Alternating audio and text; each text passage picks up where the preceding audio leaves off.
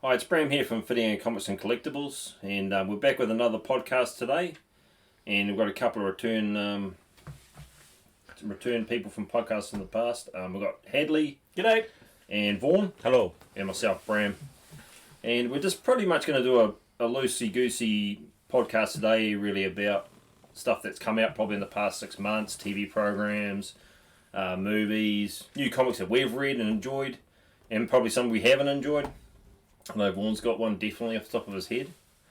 And stuff that we collect too, not just along the lines of comics, but other stuff to do with pop culture as well. So just a little introduction. Hadleigh, how did you come to get into collecting, or what have you collected, even from a young kid on to now? young kid up until now, not a lot has changed really. Youngest in the family, sort of inherited a lot of toys growing up. And grew up in the golden years of the early 80s where, my lord, every franchise was a golden hit. Talking G.I. Joe, He-Man, Thundercats to a lesser degree, Voltron. But my brothers were running in the comic books crowd at the time, so I got to get a lot of their seconds. And just managed to hold on to a few of my toys growing up, and then when I became a bit older and had a bit of disposable income, I went back and filled in some of those gaps that I had of, vehicles I wanted or figures that I missed out on. And it's still going to this day, 10 times the price. So, probably not as deep as I have gone before, but just the odd thing here and there that piques my interest. At the moment, I brought this in today. I've got a retro collection The Mandalorian figure. Interesting one. Have a look at that, guys. When's that released this year? That came out not too long ago, actually. Maybe in the last month or so. It's actually on Whitianga as well. Yeah, so it's a fake vintage figure of the Mandalorian, but still made by Hasbro. So it's got like a artificially worn card. What's really cool is they've gone back to a sort of a 78, 79, early 80s style figure. Giving him a vinyl cape. The vinyl cape, yeah. I just spotted that. And I thought that was pretty cool. It's excellent. That's probably not going to happen again anytime soon, so I thought I'd jump on that. Just looking at the packaging, on the back there with that plastic reinforcing, that's how it should have always been done if it was a punch card. Are you kidding me? Yeah. Oh, through the punch itself, through the hole. It's like you go to a shop and they put a staple on the top because it keeps falling off the shelf. Yeah. Oh, come on. So that was all. That all came out of the sort of the in-between gap between Mandalorian Season 1 and Season 2. There was Mandalorian, there was Quill, the Grogu, IG-11, Cara Dune. She'd be on that. the bad dude, Moff Gideon, and the dude from Predator, Carl Weathers. So they all got released? Yeah, as part of a retro collection. Because it doesn't actually have... a 5-pack or a 7, it doesn't have that sort of what to collect on the back there. They kind of missed an opportunity there to do a real vintage style cross sell on the back. So and yet they've spent half the packet saying in every single language in the world, each sold separately. Yeah. What are they? How do you know? Yeah. So that's been quite interesting because Hasbro have done a couple of the retro lines. This is the third one. They did 6 figures from Star Wars, 6 figures from Empire, then they jumped to Mandalorian. Probably the more valuable one, which I don't quite understand, was Cara Dune. So there was that period just after, was it Season 2 came out, or just before? No, it was between Season 2 and wherever they're at now, where she had some rather controversial political views. And they had, the actress did, Gina Carano. And story was, Disney dropped her because of the things she was into, and she didn't back down. She really leaned into her views, and because of that, anything that had Cara Dune on a card that was either about to hit the market or had already hit has just blown up crazy values. Because she was on Series 2 though. Yes, she was. It was Series 2, wasn't it? It was in between though, wasn't it? I think it was still a controversial thing through Twitter and all sorts of things with their political view, but I don't... So even if they make another one, she's not going to be back. Yeah, so they must have dropped it after it had come out. Yeah, true. And there's lots of talks about those things what's take going to time happen. contractually anyway. Yeah. So that was really interesting. So you see... So nothing of her dropped at all? Well, quite a few things. There was the retro collection one there. There was this 3 3/4 inch figure, and there was a 6-inch Black Series, which came out a little bit earlier, but those are going for $150, $200, just because people are like, oh, she's been dropped from the series, you'll never get this again. Yeah, that's it. And, I get why they wanted to drop her, the actor, let's face it, it's an actor. The character was interesting, but I don't think it was like $200 on an action figure. No, It's just not that good. I don't know if the contribution, I mean, it was good acting and it didn't change anything, but in the first series, I know Vaughan might agree, but that first series, I think, was episode 4, which I thought was a nothing episode, in a field protecting some, like, alien shrimp or something, or krill, or whatever the hell it was. It's like, it really had no bearing on the whole story, really. And actually, I think when Hadleigh actually sort of pointed out that it was a bit of a take on the Seven Samurai, wasn't it? Yeah. It made more sense, like it did, but at the time that went over my head. And what the fuck is this? Yeah, was it the one where he first showed his face? No. He was about to drop his hat. He took his hat off. That was the first time he was about to show it to somebody, his face, and then it all went to tits up and he put it straight back on again. His helmet straight back on again. Exactly. And then, he only took it off right at the end, which was shouldn't have done either. Which was ridiculous. Yeah. Okay, so that's Hadleigh's introduction. We got a bit offline there, but Vaughan, some people have heard Vaughan talk about what he used to collect, but we'll hear it again. Some people don't know. Well, I used to just collect mainly 2080 comics and anything related to that, and G.I. Joe figurines, really.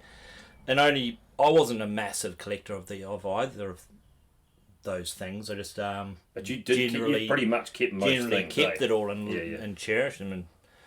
And but like Hadleigh, I've just sort of become more and more interested in them as I got older again, and it's just that's it really. Well, you get. I mean, I suppose you get as your kids grow up a bit too. You don't have to spend so much money on your kids, and then you can sort of scroll out a little bit, The thing about it, which I was sort of thinking about, is how much more stuff came out in the 80s with a toy line. Yeah. Like G.I. Joe, you got the figurines, you got battle bloody play sets, you got vehicles, you got so much stuff that actually went with it that you could actually build up a massive collection. And same as Masters of the Universe, if you started buying those figures, there was bloody Castle Grayskull, there was all the other bloody all the other machines and mobiles and play sets. They were big action sets, man. Yeah, big action sets, which I don't think you see now when they bring out a line of toys. You don't really get all that extra stuff going with it. Only the place you get it from is Lego. Still do large diorama style play sets. Like but they are only one-offs though, aren't they? Like a Harry Potter. Yeah. You've got Lego. Yeah, Lego's so huge, but you're only getting Harry Potter and a couple of other things, and then it's on to the next one. Or you have Theory. You can have a connecting series of them, but they're so. I mean, I don't know about the rest of the world, but New Zealand especially, like Hadleigh, when they were working on a place to distribute these things, you don't get a huge amount of stock from them. You might get, say, 6 sets or 8 sets of it, because they're bloody expensive anyway.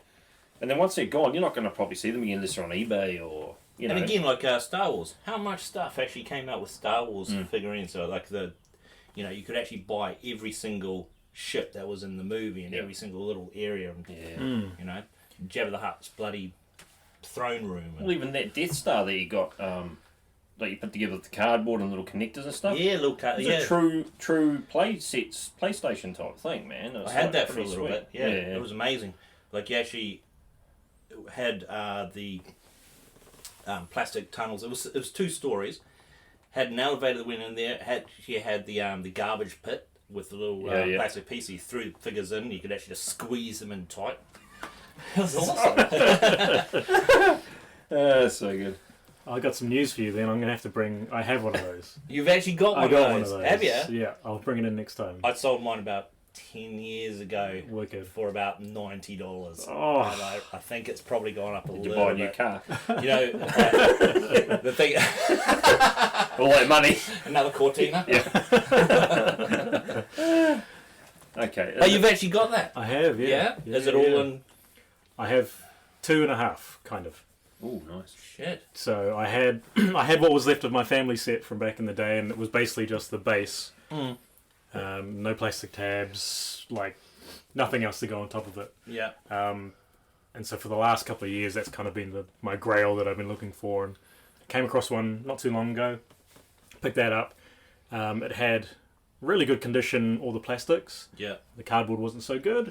And then I recently found another one where the cardboard was really good, but it had no plastics. So I've kind of merged two sets together. So you've been hunting this out, and you've actually... Yeah. And it's what, do you reckon it's 90% complete, 100% complete? Yeah, I think across the two, it's about 100% complete. Shit. Which was quite amazing, because I'd never seen it complete.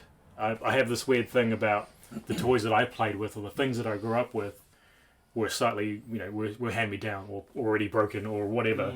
So, like, I never actually got to see it put together with everything. Yeah, right, yeah. Like, there's even, like, the turret on top, where Yeah. the Death Star gunner sits with the, like, X-Wing Yeah, mine blasters. used to have that. Yeah, it's just got those two... Yeah, exactly. They were just X-Wing blasters at the top there, yeah. So my family one, what I remember, there was just a big hole there. There was nothing there.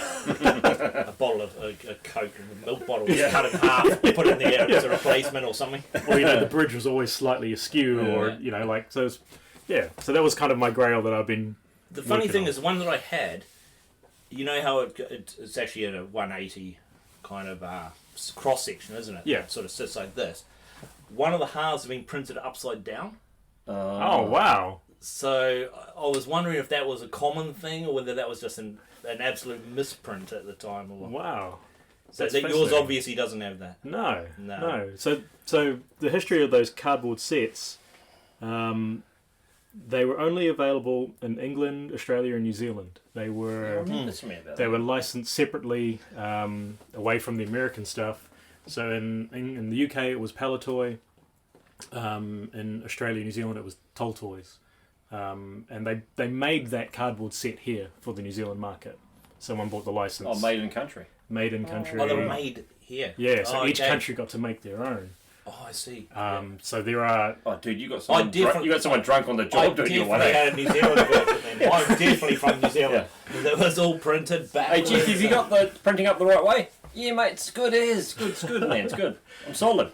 And then all of a sudden, Vaughan's got an upside down print. Yeah. It was always annoying because the corners were white. So, Yep. so it was like this, and then it just was Oh, that's printed annoying. upside down So with annoying. white corners at the Oh, bottom. wow. Oh, it's just ridiculous. And that it always annoyed me, but at the same time I was thinking, is that a common thing? Is that just how they all were? But obviously not. It was just somebody was having a lazy day. Oh man. I think they even printed the cards here, and they shipped the figures in, and then bubbled them they in. put it all here together. Yeah, And... because there are Toll Toy variants and Palitoy variants from all over the world. Okay. That certain collectors are only after this kind or that kind, Right. or that year. Obviously Wow. no box though, eh? No box. No. No box. Righto. So let's start on something easy. Like for the last 6 months, there's been a lot of TV programs come up. Marvel Universe stuff, even the oddball stuff like at Image and things like this have been picked up by Netflix, and I think we'll see heaps more of it. Right, like Netflix and Amazon, Disney, they're all going to have heaps of series. So what's your favourite series that's probably come out in the last 6 months, or it can be a couple of things. It's not name specific, but I've just finished watching Falcon Winter Soldier, Oh, yeah. and I'll tell you what, I thought it was pretty solid. I mean, I don't really know much about that Marvel universe. I don't really collect and read it. I've never been a massive fan of Captain America. He's a bit too flashy, American-y, pro everything to me. But I mean, people obviously there's a massive following for it. And the movie. I mean, don't get me wrong. I love the Avengers movies and the job they've done with like tying everything into the Infinity War type scenario. But that I did as a standalone series, that Falcon Winter Soldier, it ties into it as well because he's gone. Right? They know he's gone. It was just awesome. The introduction of characters. Like I don't know anything about Baron Zemo even. But but he was a wicked character. He's real charismatic and like a real important guy in it, you know. I think what, especially that series, what the Marvel ones do really well is breathe a bit more life into all these characters, just give them that little bit more time. Yeah. I suppose in a comic book term, you'd think it's kind of more like a mini-series instead of a one-shot, or, like you just have that little bit of more padding to really get the character's journey or interactions really going. Yeah. The other thing I reckon they do good too is that, you know, like, I know sometimes it's really hard to adapt from comic to a show, but that the Flag Smashers, the unionised type of group that, you know, after the blip they came back and they were like, wanted to take down governments, because when they came back they feel like people had forgotten them and stuff like this, and they'd been sort of redistributed around the world and their homes weren't their homes anymore and they were put into these other places. But I think in the comic, correct me if I'm wrong, but I think it's just one guy's Flag Smasher. He does not have the super soldier serum. But he's anti-government. He wants to take down borders. He wants everyone to live on one sort of cohesive planet. But how they adapted it was good. Like, that's entertainment to people who don't know anything about comics. And I know about comics, but I don't know anything about those comics. I mean, there's a lot of people who are experts in all facets of comics and try and remember everything, and I can't. But that series, pure entertainment-wise, amazing. It flowed on. You know, you got to see this new guy who I hated as the new replacement Captain America. Is it John Walker? Yeah.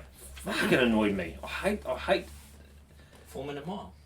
Well, yeah, yeah, but I mean, it's just he was too cheesy pie, you know, to me. Like, and his sidekick guy was actually cooler. Yeah. You know, the sergeant that he had with him, or whatever he was, but you know, had a whole heap of emotions in it.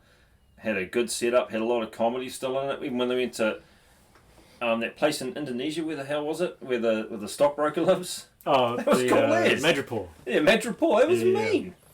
Oh, Yeah. I thought it was amazing. Yeah, I love the Zemo dance party too. That was good. Yeah. I love that. That's Someone said it's like an hour cut of him dancing or something. I haven't seen it, but they have. Yeah, I got about half an hour through, and I was just like, it's not you going watched that anywhere. much shit. I didn't even watch that much. I didn't watch any of it, but I just seen him dancing. I was like, he's really getting into this, man. He's playing a good character. Well, I suppose, you know, he had been in jail for quite a while. He was going to let off some steam. Yeah, and boogie woogie. Let's put it like this. I think, like, with the disposable income that he had from like 16 generations of Baron Zemo's being around and the money they had, you can have that lifestyle when you get. He's probably one of those guys that always hatching a plan to get out of where he is, even if it's max, super max, whatever it is.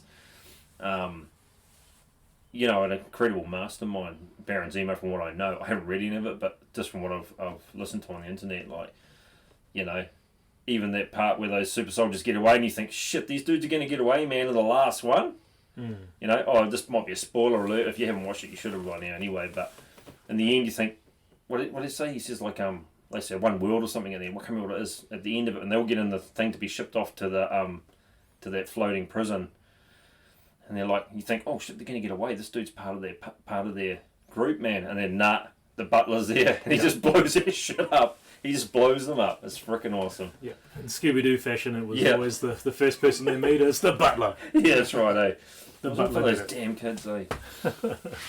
So that was good. What were you going to say, Vaughn? You going to say Sweet Tooth?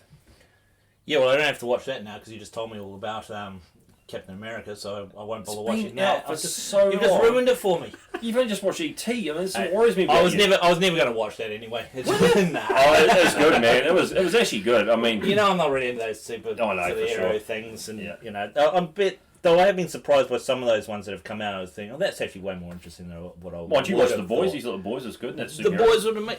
It was killing superheroes. Yeah, that's what I love. Superheroes killed a lot of people though too in that one. Yeah, I love it. I love evil superheroes. I mean, it's the biggest thing. Evil superhero. Yeah. It's the anti-hero that I love. Sweet Tooth though.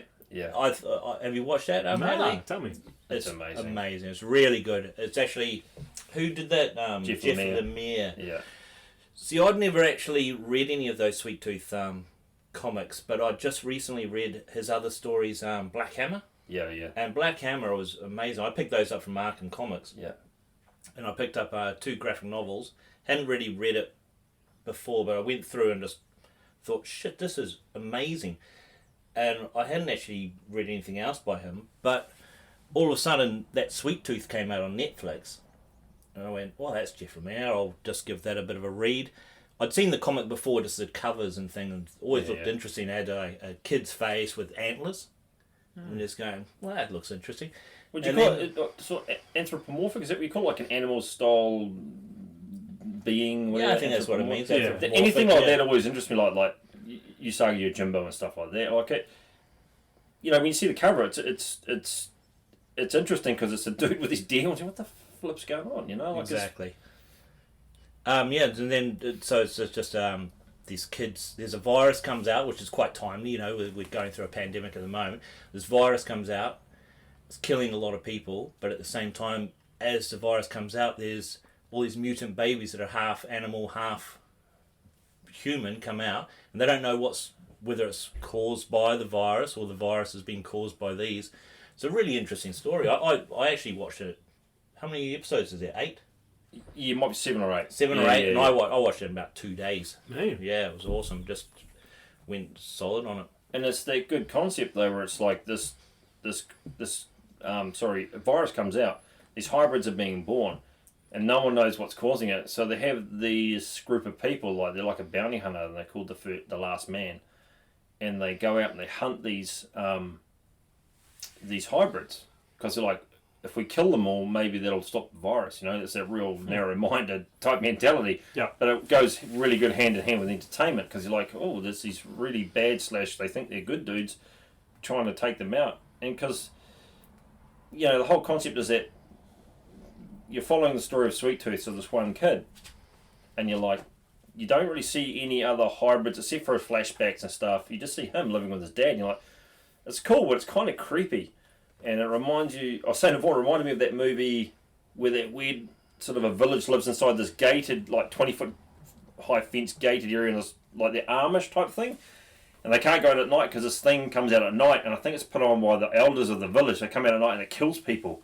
So you can't go out at night, so no one sort of goes outside the area. They stay safe in this village, you know. But anyway, it reminded me of that. So they're sort of living in this bush. You just see this guy head off into this bush with a baby, and it's like, Because the dad just goes off, yeah. hides them away from the world. They sit in there for about 10 years before the world sort of catches up with them. Yeah, right. And then it comes about that there's actually full-time poachers that are Yeah. out there hunting a The lot last of man. the other, a lot of the other ones that are all the hybrids. Yeah.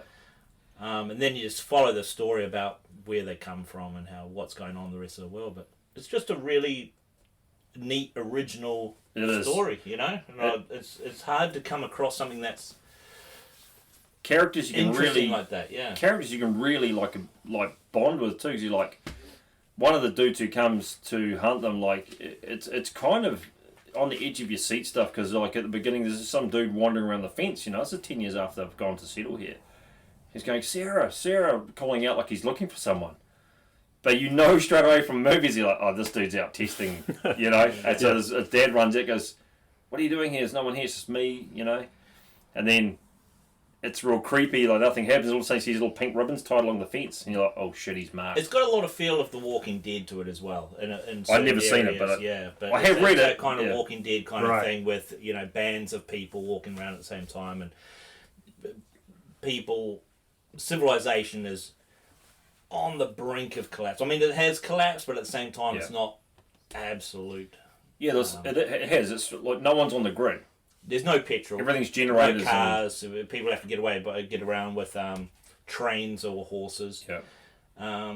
It's a real pandemic style thing. I think that's why it's kind of interesting as well. Like, just at the beginning of that program, the sickness hitting and all that is quite close to how we've been for the last year. It was kind of that how close it felt like we were coming to. It's a very unusual kind of feel to it. Even the extremes though, dude, like that doctor who's living in that community that's gated, right? And every time they have a little party or something, someone gets the little finger moves, it goes like this in tremors, and that's how they know they got this virus. And so that's the only tell. It goes like this, the finger just starts to twitch. Anyway, they're at this party, and this guy's finger starts twitching, like, oh man, sorry man, you've got... and they glad wrap him on his chair, and then still go outside and then set the house on fire with him inside it. It's horrendous. Yeah. But it's kind of... because they have to burn that Yeah. virus right out. And Yeah. they go, right, let's get the hell out of here, and we'll just burn him and the house and everything that's close to him. Just burns that down. And the other cool part though is that another really creepy part, it is to me creepy, is that where the virus is, flowers will start coming up on the lawn. These purple flowers. So these purple flowers will come up where the virus shows up. Well, they don't. I don't know what the relevance of that is. Yeah, neither. And so what happened is, he had some on his lawn, and this other doctor's got it because his wife ends up having it, but he's been curing her with this serum that he's got, this type of hybrid serum, and he's like giving it to her, and she survives 28 days at a time without it. She starts to get the tremor on her finger after a while. But anyway, these are the group flowers of keep humans turning up that are living, in communities away from the hybrids.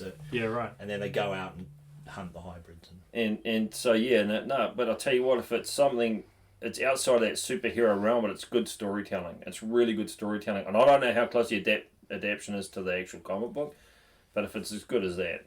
Yeah, that's what I want to know as well. It's actually going to make me go and read the comic books. Yeah, right. Because I found it an interesting story, and who knows? I think normally the stories, the comics usually are fractionally better. Like I used to love the Walking Dead series until I read the comics, and I went, oh, the comics just kick ass all over this story. And then it became such a soap opera on the TV series. I just stopped watching it because it just wound me up so much. When did it move away, though? What volume are you talking about? Like, of actual reading, did it move away on the TV series? Like, second series, it was...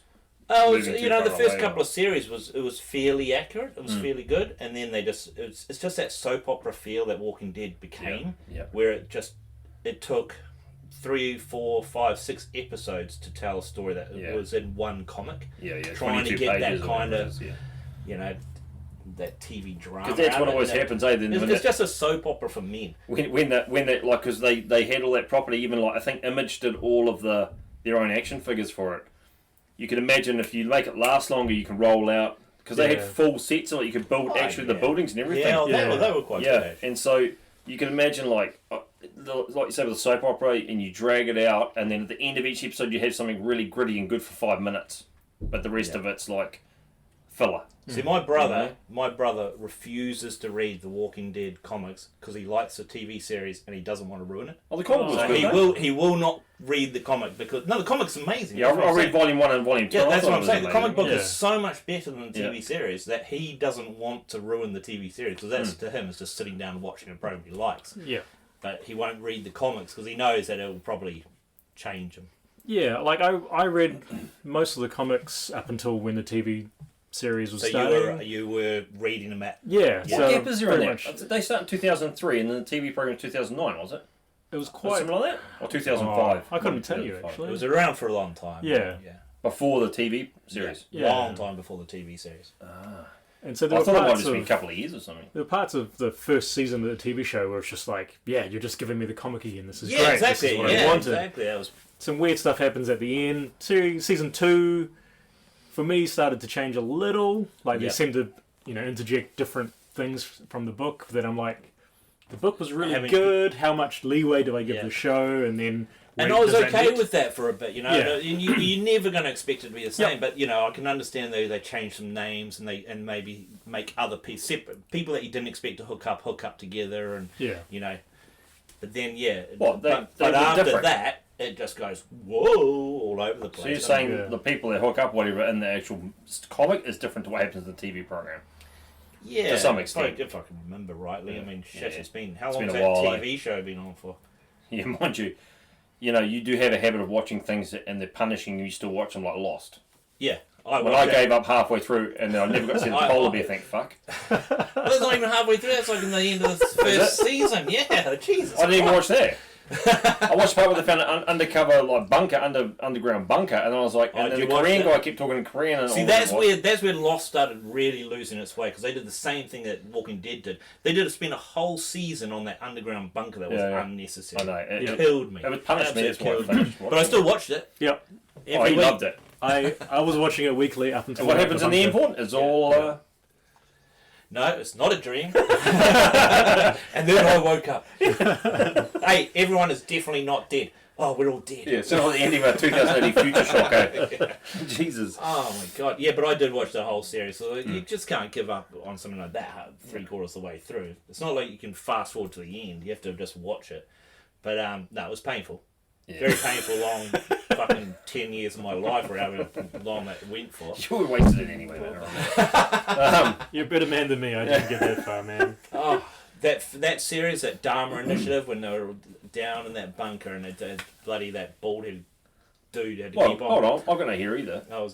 I didn't call him a C word like I was going to call you.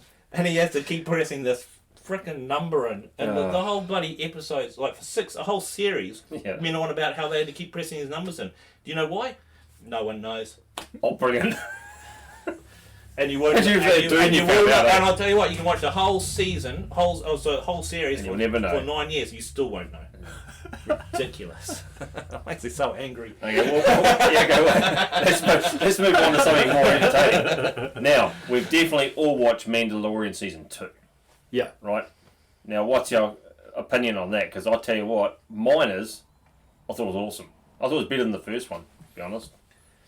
I said when he took his helmet off and he went into that base, but that was for a more just cause. But that was offset by Bill Burr, wasn't it? Bill Burr was awesome. And he acted really well. I didn't know he was acting too good in the first series, but Bill Burr was actually amazing in the second series. He was a good actor. Yeah, way better. I didn't like him in that first series episode because it was just Bill Burr in the Star Wars universe, and I'm like, you know, for some people that works really well. In that instance, it didn't work very well for me. It was a bit forced, wasn't it? Yeah, but that second episode where you learn a bit more about him and he's actually playing a character and sort of less just being himself. And that's where he's good, right? When he's a bit more arrogant, he's like, you know, I can do this shit. I know what's going on. I know how this base works. And he acted like, I just know. Just trust me, man. I'll get you through. And that was a really, really kick-ass episode, like right on the back of some really good episodes.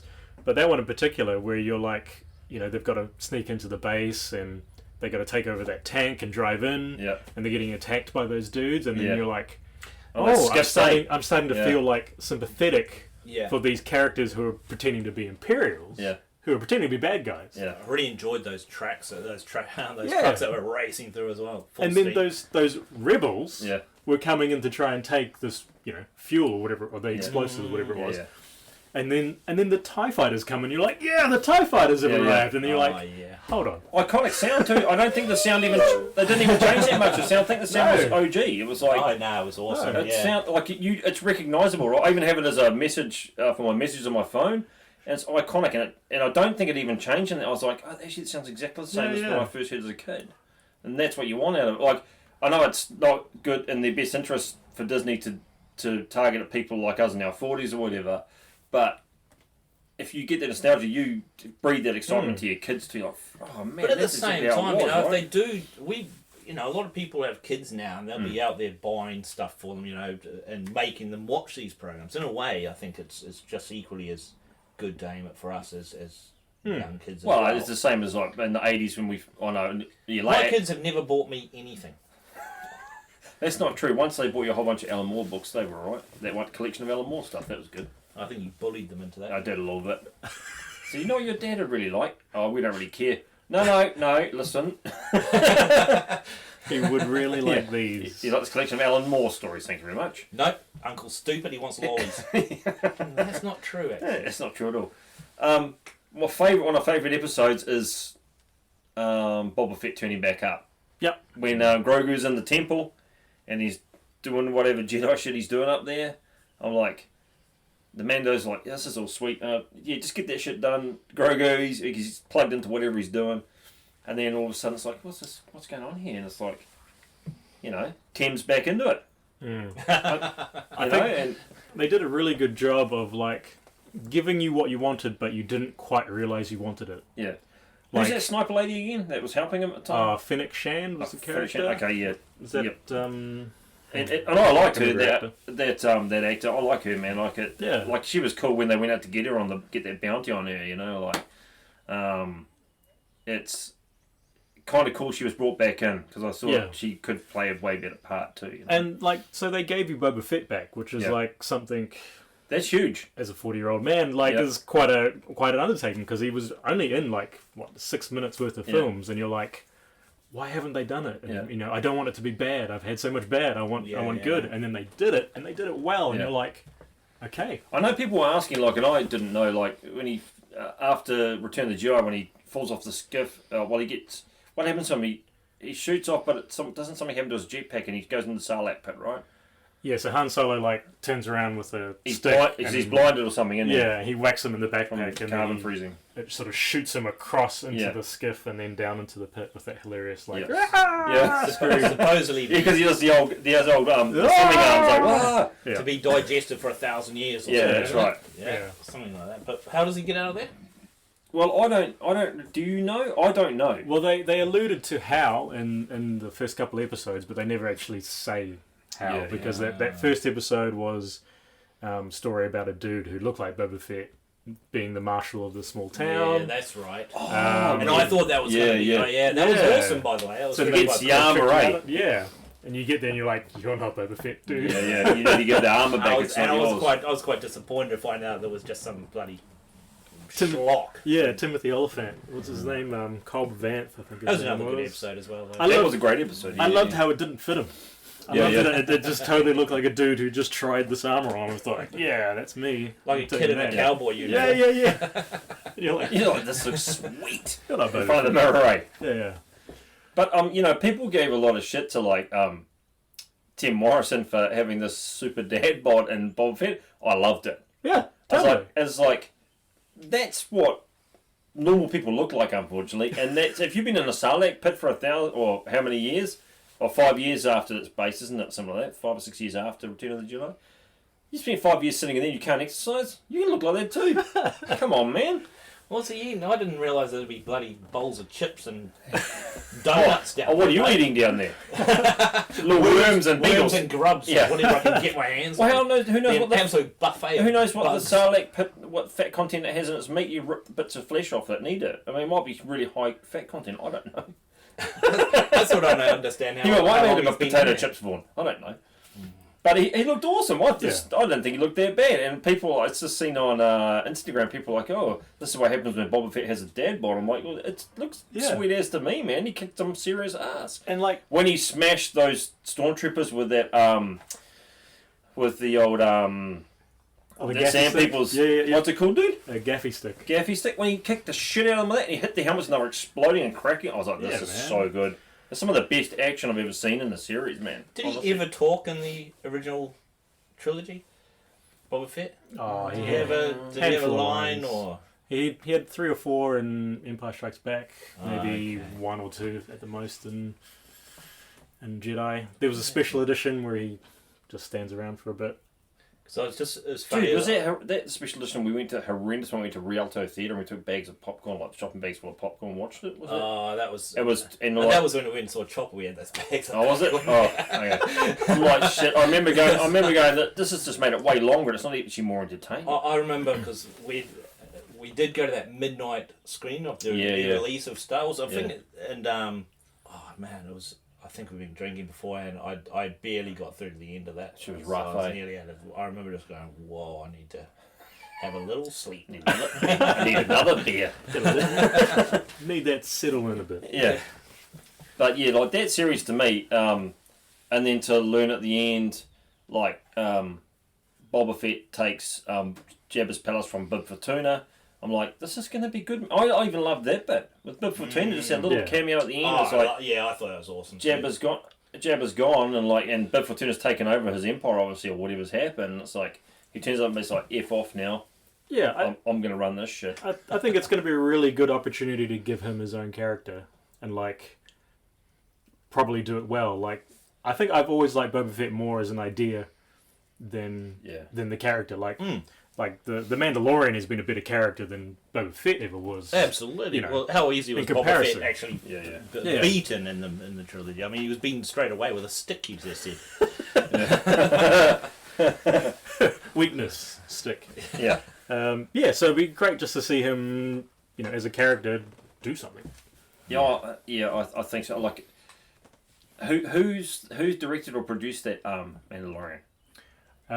Quite a few directors. Robert Rodriguez did the. Oh, that's Boba right. Fett Because Returns Taika Waititi episodes. did a couple of episodes. Yeah, he did a couple of episodes. Is he going to do the new? He's going to do a new Star Wars movie. He's directing a new Star Wars he's movie. been signed on for a new untitled. No one Yeah. knows what it is yet. It's going to be hilarious, whatever it is. It'll be good.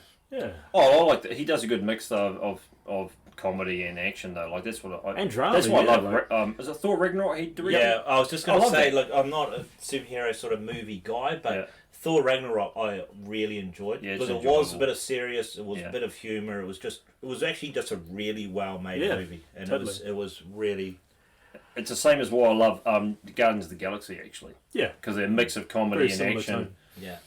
and the personalities are so different in it, and they don't really interact well with each other. It makes it good. And that episode he did of Mandalorian when those stormtroopers they can't hit that bloody can. That was so good, eh? And they keep hitting Grogu. Like, "Fuck, don't hit it so hard, man. Oh, I just want to know what's in there. We'll have a look.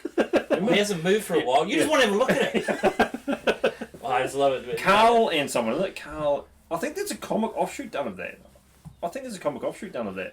Those two guys. What do you mean, like an actual comic Yeah, series? I think there is. For some reason, I think I've seen a cover of it. So those two guys on their speeder bikes, just like shooting at a can. Yeah, no, it's certainly their Star Wars are getting stronger and stronger at the series, man. You know. Yeah. Like totally. I enjoy that, and I think Taika Waititi doing a movie will be really good too, man. Like, Yeah, man. That's going to be pretty boss, eh? What else came out? Did any movies come out last year or this year? Well, no, not really. Not too many movies. No, not. I mean, Star Wars related. I don't. Oh, they're I really. mean, the last good Star Wars movie I liked was Rogue One. Anyway, I think. Yeah, Rogue One was good. Because it was like Rogue One. predated that, like the blueprints to Death Star, right? And that's what makes it good for me too. I mean, the rest of them, honestly, the rest of them you pretty much do without, and it wouldn't have changed any of my thoughts about Star Wars. Yeah. Well, they don't anyway. Even the second trilogy, except for Revenge of the Sith, where you see Anakin sort of turn. Apart from that, like the rest of it, it tells a story, but I didn't really enjoy it. But righto. So, I mean, anything else we've watched of late that was? I mean, MODOK's come out. I haven't seen it yet. Oh yeah, right. That looks pretty funny. I haven't seen it. I don't know what platform it's on. Whether it might be Disney, I suppose. One we didn't talk about was WandaVision. Did you watch that? Oh god, I thought it was the worst pile of shit I've ever seen in my life. I mean, I can see what people are saying. Like, it's filmed through different decades and stuff. And I watched the first two, and I was like, "Whoa, this is super punishing. This is like watching Lucille Ball or something, bro." I mean, Vaughan enjoyed it. I mean, You know what? I I found it he quite reckoned it good. was awesome. It takes you a bit. The first episode I wasn't sure because I was just going, "What the hell is going on?" Yeah. But to be honest, I actually quite like those old kind of Sitcoms and stuff. sitcoms. Yeah, You know, I was a big fan of Bewitched and bloody Yeah. all that sort of older kind of style sitcoms. I don't know why, but each episode came through as a different decade. Yeah. So it was moving quite quickly. I don't even know the characters that well, but I found it quite an interesting story. The concept I did like is they were actually living in, from what I gather, they were living inside a protected area that Vision had. Was he protecting it or something like? They couldn't see out. Yeah. So it was all Scarlet Witch's doing. Oh, really? Was it? Okay. Yeah. But a really good watch. Like, there were those thematic episodes in the first, I think there was 4 or so. Yeah. And there was a reason for it, part of the story. Then it sort of changes up, I think, around episode 5. So who appears in it? So you got Vision, Scarlet Witch. Yep. What other members of Marvel Universe turn up in it? That people would genuinely know, because I didn't watch the whole thing. Yeah, there's a few. Kat Dennings' character from Thor shows up as a cosmic radiation specialist. Yeah. She's pretty funny. What about Quicksilver, who like her brother, the dude played Quicksilver? Oh yeah, you know. Nah. Yeah, but you kind of can't really talk about it without talking deep into into that episode. Into that. There was a FBI agent who was in the Ant-Man movies. Yeah. He shows up.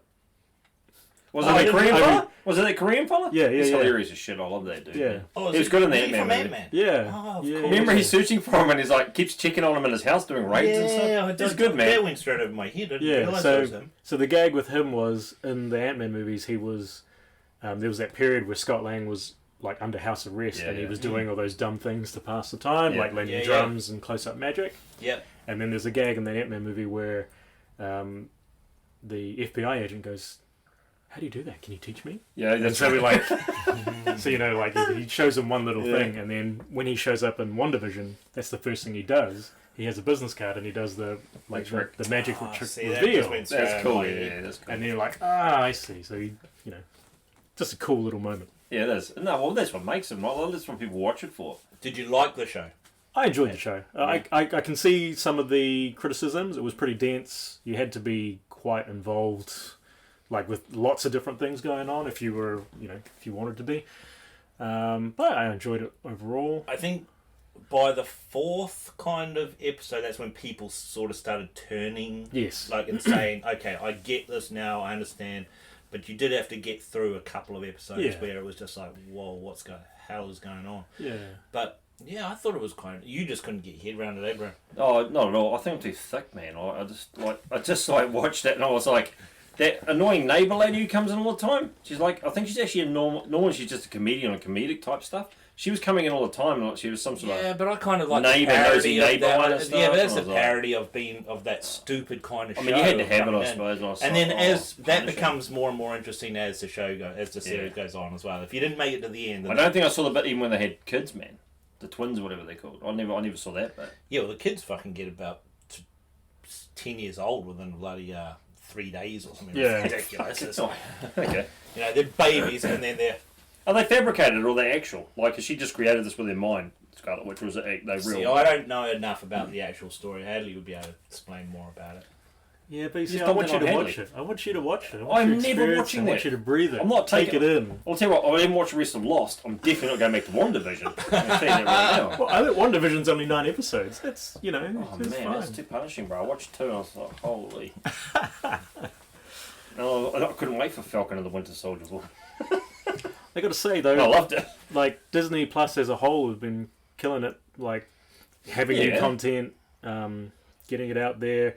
I've been watching through all the Star Wars stuff with my son. Yeah. He's been getting into it, and so I'm playing cool dad and telling him, no, you have to watch this episode before you watch that episode to understand the emotional ramifications of this episode. And he's like, nah, Dad, I just want lightsabers. I just And I'm want like, Caravan of "All right." Courage. You will never watch You that. will never see that. Well, that's on there now. Yeah, it is. You'll be blind before you watch I was that. actually surprised that was on there. I tried to watch it. I was like, oh, this is awesome. Yeah. Not even. It It was horrible. shitty in the original movie. You kidding? I thought, but in my mind as a kid, I was thinking, I don't know why I thought that would have been awesome. It was the Right. first part, I reckon. It was I like mean, my mum used to work at a video store, and I think came home with that on video, and just going, oh, brilliant! This is when you got nothing but the dog show to watch. oh, yeah, true. And Woolly so, Valley, eh? yeah, you'd be loving that. Just going, oh, this is something different. Yeah. But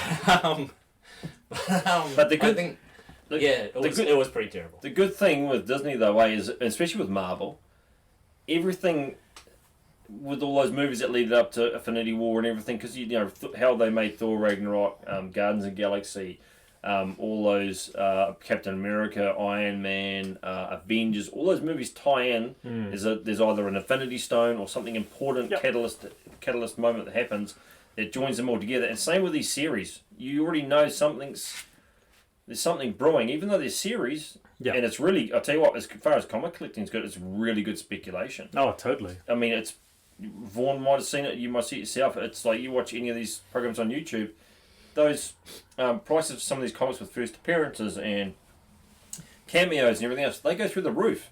You've got the very small window for it to speculate, because once that episode's gone, you ain't going to get nothing for it afterwards. You've got to be quick. That speculation market is an absolute beast. Well, that Jeff Lemire, Yeah. I had 50-50. It was going to be Black Hammer or Sweet Tooth. Yeah. Because I got Black Hammer #1. Yeah. That's worth about $5. Yeah. And Sweet Tooth is like is a crazy ridiculous price. Yeah, now. Sweet Tooth 1. Yeah. Not always. I mean, it was the same thing. It's an absolute speculation book. Yeah. Because until there was any murmur of it, because you can have a murmur, because Netflix pick up everything, and then Disney picks up a lot of things too. And all these things pick up a series, but it doesn't mean they produce it, right? So you got that speculation mark going, right, I'm going to hold this now, because there's been a rumour that someone might get that made. Then you wait. It gets done, and then it's time to go. And it's like, boom, put that market, put it on eBay, put it on Facebook, put it on Trade Me, put it on these selling platforms, because you bring your money back out. You know, that's how you make money out of comic books. But you've got to be so fast, and you've got to have the stock. You know, you've got to hold everything. That's why it's such a punishing market. Well, in a way, it's quite good to actually have, for those lucky ones that have just bought it for reading as well. And if they get that for reading and they've on a lucky one, kudos to them. I love Absolutely, it. Yeah. Rather than just wankers just going out there just buying it just in case, you know. Oh yeah, well the people. I mean, that's just part of it. I don't think you can get angry with people that speculate. This is how it is. I mean. Yeah, a speculator, are you? Absolutely, and like so, if I'm holding like 10,000 books in my shed, I'm not going, hey, I don't want to make money out of these. I'm doing it to sell. I'm not doing it to collect. At the top of my mind is I saw a post this morning in one of our local Facebook groups about a Ghost Rider first appearance hitting $264,000 on auction. Yeah, Spotlight number 5, Marvel Spotlight number 5. Is that correct? Yeah. First appearance. You get the golden comic book. Look at you. But in other news, there were, as part of other auctions, there was Spider-Man 129, which was the first Punisher. Yeah. Went for $40,000. Holy shit! Hulk 180, first cameo Wolverine, $40,000. Which I thought would be a bit low, but I suppose this is just one instance of one. What's the that's a cameo though. What was the first Punisher? Yeah, was it in the 9s or have to be? Well, nothing about quality. Not graded, eh? But there was also a Silver Surfer 4 going for $90,000. I thought, wow, that's hitting some serious stuff for Silver Age things. I don't really know what's going on with comics because Vaughan Wright. I'll tell you the same thing as Vaughan. Only 7 or 8 years ago, I had this massive collection of Spawn comics, image stuff from the 90s, and I used to pick up in the 90s because it's what we could afford. A lot of dollar bin stuff, and like. I don't think 90s comics have actually gained any value, quite frankly. But Spawn's had a little bit of speculation with this new movie coming out with Tom McFarlane, and it's going to be a horror-based movie, like R18 movie. So there's been a bit of speculation with it. But I don't know whether I think there's been a resurgence. I read something that there's been a 6% increase in people reading comics in the last 2 or 3 years. Which I wouldn't have imagined because, you know, my kids spend a lot of time on their phones and stuff like that. So you just don't see them reading anything. They'll read online, but they won't. A lot of time they won't read from a book. And so I don't know where it's coming from. But one thing I have noticed with the people buying it, because I've done probably about 6 Armageddons now, and there's a lot of young people actually collecting and buying back issues. It's huge. And a huge percentage of actually women, not that it's surprising to me. But I knew you'd fucking say that. but there's a huge amount of younger women collecting comics. And still heaps of young men and people my age walking around with their lists of what they want. But there's still a market for it. And my opinion is more people should be getting out there and doing it. Maybe not so much at Armageddon because it is an expensive venture to do. But if you win them with a few people, it's not so bad. I mean, you've done them, Hadleigh, in the past. Yep. They're affordable if you have more than one person trying to run it themselves, right? I've always kind of done it myself, but there's a market there, and people like to meet you face to face. Yep. Because when they do, you get lots of follow-on sales. Like I've met that guy, I know him, he's friendly enough. Unless they meet me and they're like, ugh, why is Hagrid here? Shouldn't he be on the set of Harry Potter? I'm like, no, I sell comics now, and, you know. Hagrid's dad. Yeah. Hagrid's ugly fat dad. But, you know, you sort of, you go to things, and I'm just really surprised at this massive different types of demographic that actually buy from you now, and it's like, you just expect people my age to be collecting, and that's pretty common too, but like there's a lot of people in that age group from 15 to 25 that collect now, and they might only buy 3 or 4 books from you because that's their price range, right? But it's growing. I kind of thought 2 years ago it was kind of dying off, and there wasn't a lot of dying, but with these Marvel series, Disney series, Star Wars series from Disney, and like there's a real people pursuing those comic books. They want to know more. They want to learn more. They enjoy that genre, and they just want to read more. And there's not always another series to watch, right? Yeah. So you can read it through graphic novels or through the back issues, and it's becoming huge, and then the speculation market increases it a little bit too, because then there's people like, oh, I really want the first appearance of this character. I really want the first appearance of that. Like with Black Widow coming out in July, there's a massive push for that first Black Widow. Yelena Belova is I think it's the second Black Widow, is it? And it's Inhumans #5, and I've had it, and it was a $2 book. And now you can pretty much get sort of $50 for it if you've got it in good condition. They are hard to get in good condition, all of those sort of 90s, early 2000s books though anyway, because people didn't realise there wasn't much in the market. Like there was no investing as much then, because everything was produced in the millions pretty much. But then the 90s was also where the greatest boom and the greatest fall happened too. You had X-Men 1 and you had Death and Rebirth of Superman. So Death of Superman, the black polybag version, right? People were like buying 20 issues going, I'm going to put my kid through university with this. Not necessarily New Zealand, but America especially. I know that. It was on our news. Yeah. I remember that being on our news. Was it really? Yeah, absolutely. That was just one of those things that said, what'd be today a swan got drowned at St. Luke's, and the Death of Superman is coming out. I found a black polybag Death of Superman in Western Springs. But, I just, like you said, Hadleigh, the biggest rise and fall. Like Images created, and they bring up this company, and the first issue of, say, Spawn #1, or is it Wildcats #1? Bad Rock. Well, there was heaps of #1s, and they all did more than they were thinking, if we sell 60,000 issues of one, it pays for itself and we don't lose any money, we're doing okay.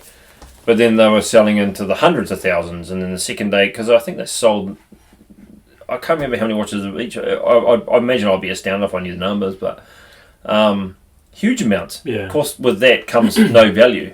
See, Spawn #1, I had that from new up until I think 5 years ago. I know 5 years, because 5 years ago I sold Spawn 1 to 50 on Trade Me for $50. Yeah. That was 5 years ago. Spawn #1 now is worth $60. If $60 by itself. You got something 7.5 to 9.8. You could talk from $60 upwards. Yeah, people will pay it. I mean, I've literally 5 years ago isn't that long ago, but No. there just was no interest in it. It's the same as what's that? Tom McFarlane Spider-Man #1 or something. Yeah. Oh, absolutely. That was worth $1 up His until about. own series, right? He gets that Spider-Man own standalone series, and I told you It was probably $10 for the last 15 years. Yeah. And now all of a sudden that is starting to climb up in price. I mean, I've seen a 9.8, the silver, second or third edition, whatever it is. It's $250, 9.8. It's ridiculous. And the thing is, it is only worth $10 Well, because it's worth they what someone will pay. printed a million copies of it. Yeah. So that's the thing, is that's not a hard to find comic. But it's the heartstrings. You're tying yourself to Todd McFarlane and Spawn and everything else, and you're tying yourself to that. It's like year 2. Tom McFarlane's on year 2 Batman, sort of things. And that's got a pretty big price on it. And it's like, a lot of these things, there's a lot of emotion attached to it, or memories attached to stuff. And like I said to you, I bought the regular cover and the silver cover, I think for $20. And I'm I'll take this to Armageddon and I'll put it up, and even if I sort of double my money, I'll be making good money. If I can sell it, I might not be able to. And I did it, and they both sold, and people were ecstatic, like, fucking awesome, I've got a copy of this, I never had one. And it's like, there is some value to it. All value is perceived in, like, memories, and obviously if it's actually worth something too, that makes it more valuable. But yeah, I mean, I am a standard. It's things that are from the 90s that go on into value, like the New Mutants 98 from the 90s, like first Deadpool. You're like, what is that worth now? I don't know, but it'd be well over 1,000 at least. It's 1,500. Maybe something like that, ain't it? And a good copy, say an 8.5 or. And you're right. That is actually is that mid-90s? Is it? Obviously it's got to be from when Liefeld left and went back to Marvel. I wouldn't know the exact history of it, but when's it from, Hadleigh? I think it was 90s. New Mutants? Is that before X-Force? That would be before X-Force. Yeah, well, X-Force #4, I think, or #2 has the second appearance of Deadpool in it. Cable's New Mutants 90. I feel like that may have been before 97. I think he's before Deadpool. He's like 96, 97 first appearance of Cable. Then it's the first appearance of Deadpool was 98. Or was it Cable 99? Can't remember. It's around that. They're all around the same area. Those are the most valuable books in that New Mutants run. 1991. Oh, so it's before he went to Image? Yeah, that's what I thought. Oh, okay, so it's before he went to Image. Yeah, no, I didn't know that. They gave him... Why? So they gave him...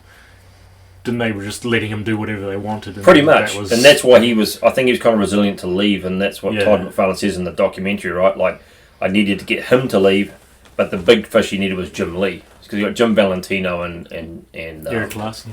and Mark Silvestri. Silvestri. Yeah. And Will Pistachio, but he went back for family reasons to Philippines, wherever, like some sort of family Pistachio. issue. Who?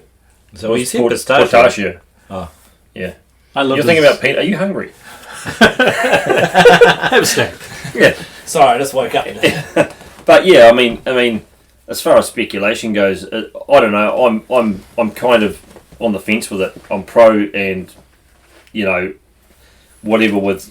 I mean, I'll speculate. If I have a book in my stock that I know I can make money on, I won't go ridiculous with it. I won't put the highest price, but I'll pretty much go New Zealand dollars for the American dollar value of it. And then someone gets a, say, 35% rebate pretty much on it. It's like they're not paying the full amount, but they're getting, I make good money and they get a fair price, right? Yeah. And to me, that's fair. Like, I don't think you should gouge it and go, oh, well, I want my full value out of it. I'll do my prices off eBay. You'd be crazy. Yeah. Because people get to know that, oh, this guy's just a rip-off merchant and he's just doing eBay prices in New Zealand and I can pick it up from him. Like, it won't wash. I wouldn't wear it. I would, if someone said to me, you go through their books and they go, oh, I'm selling this and this, and you go, oh, I want that one and that one, and they go, okay, I'll get a price for you, and they go into eBay in front of you and go, oh, it's this plus, the delivery would be $40. Oh, it's $130. I'd be like, nah, man, I'm good. You keep it.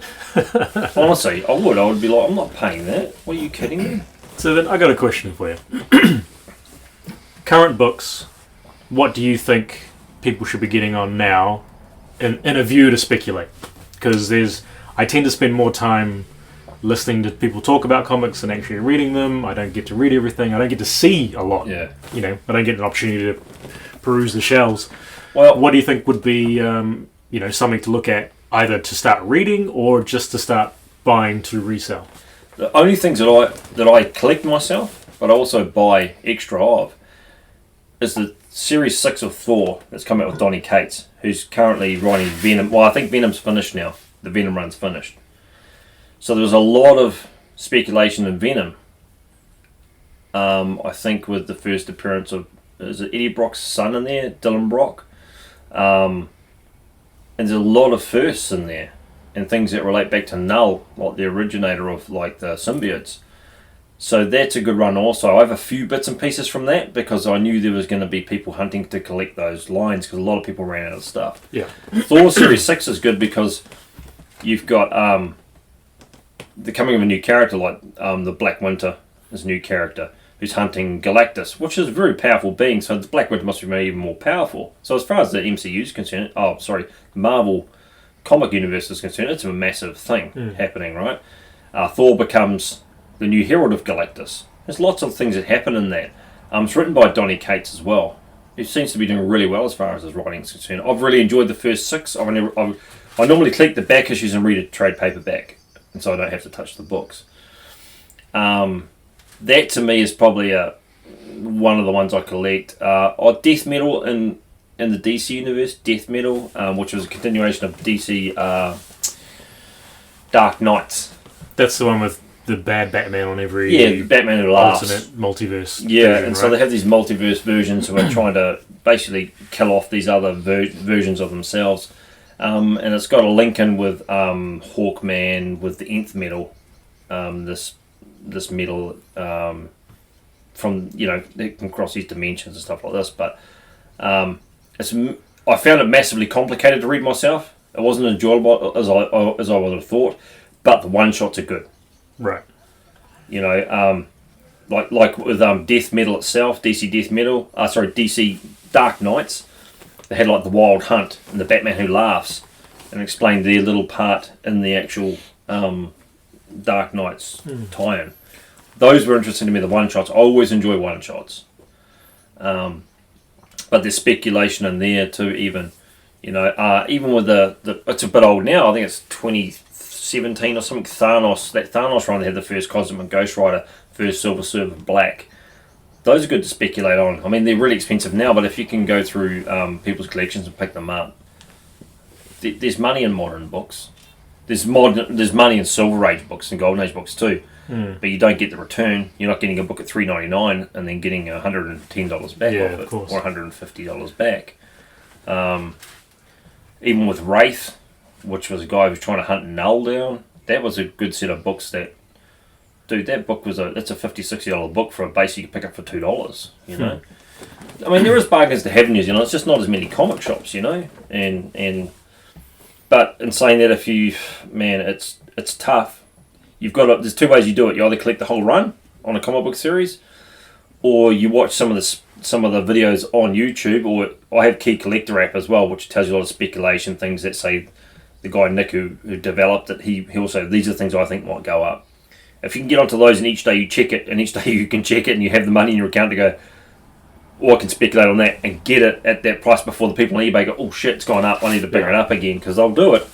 They'll price it out so you can't have it. What they'll do is they go and put it on for $5,000. And it's only speculation. Yeah, absolutely. And so real cheeky dudes will go onto their...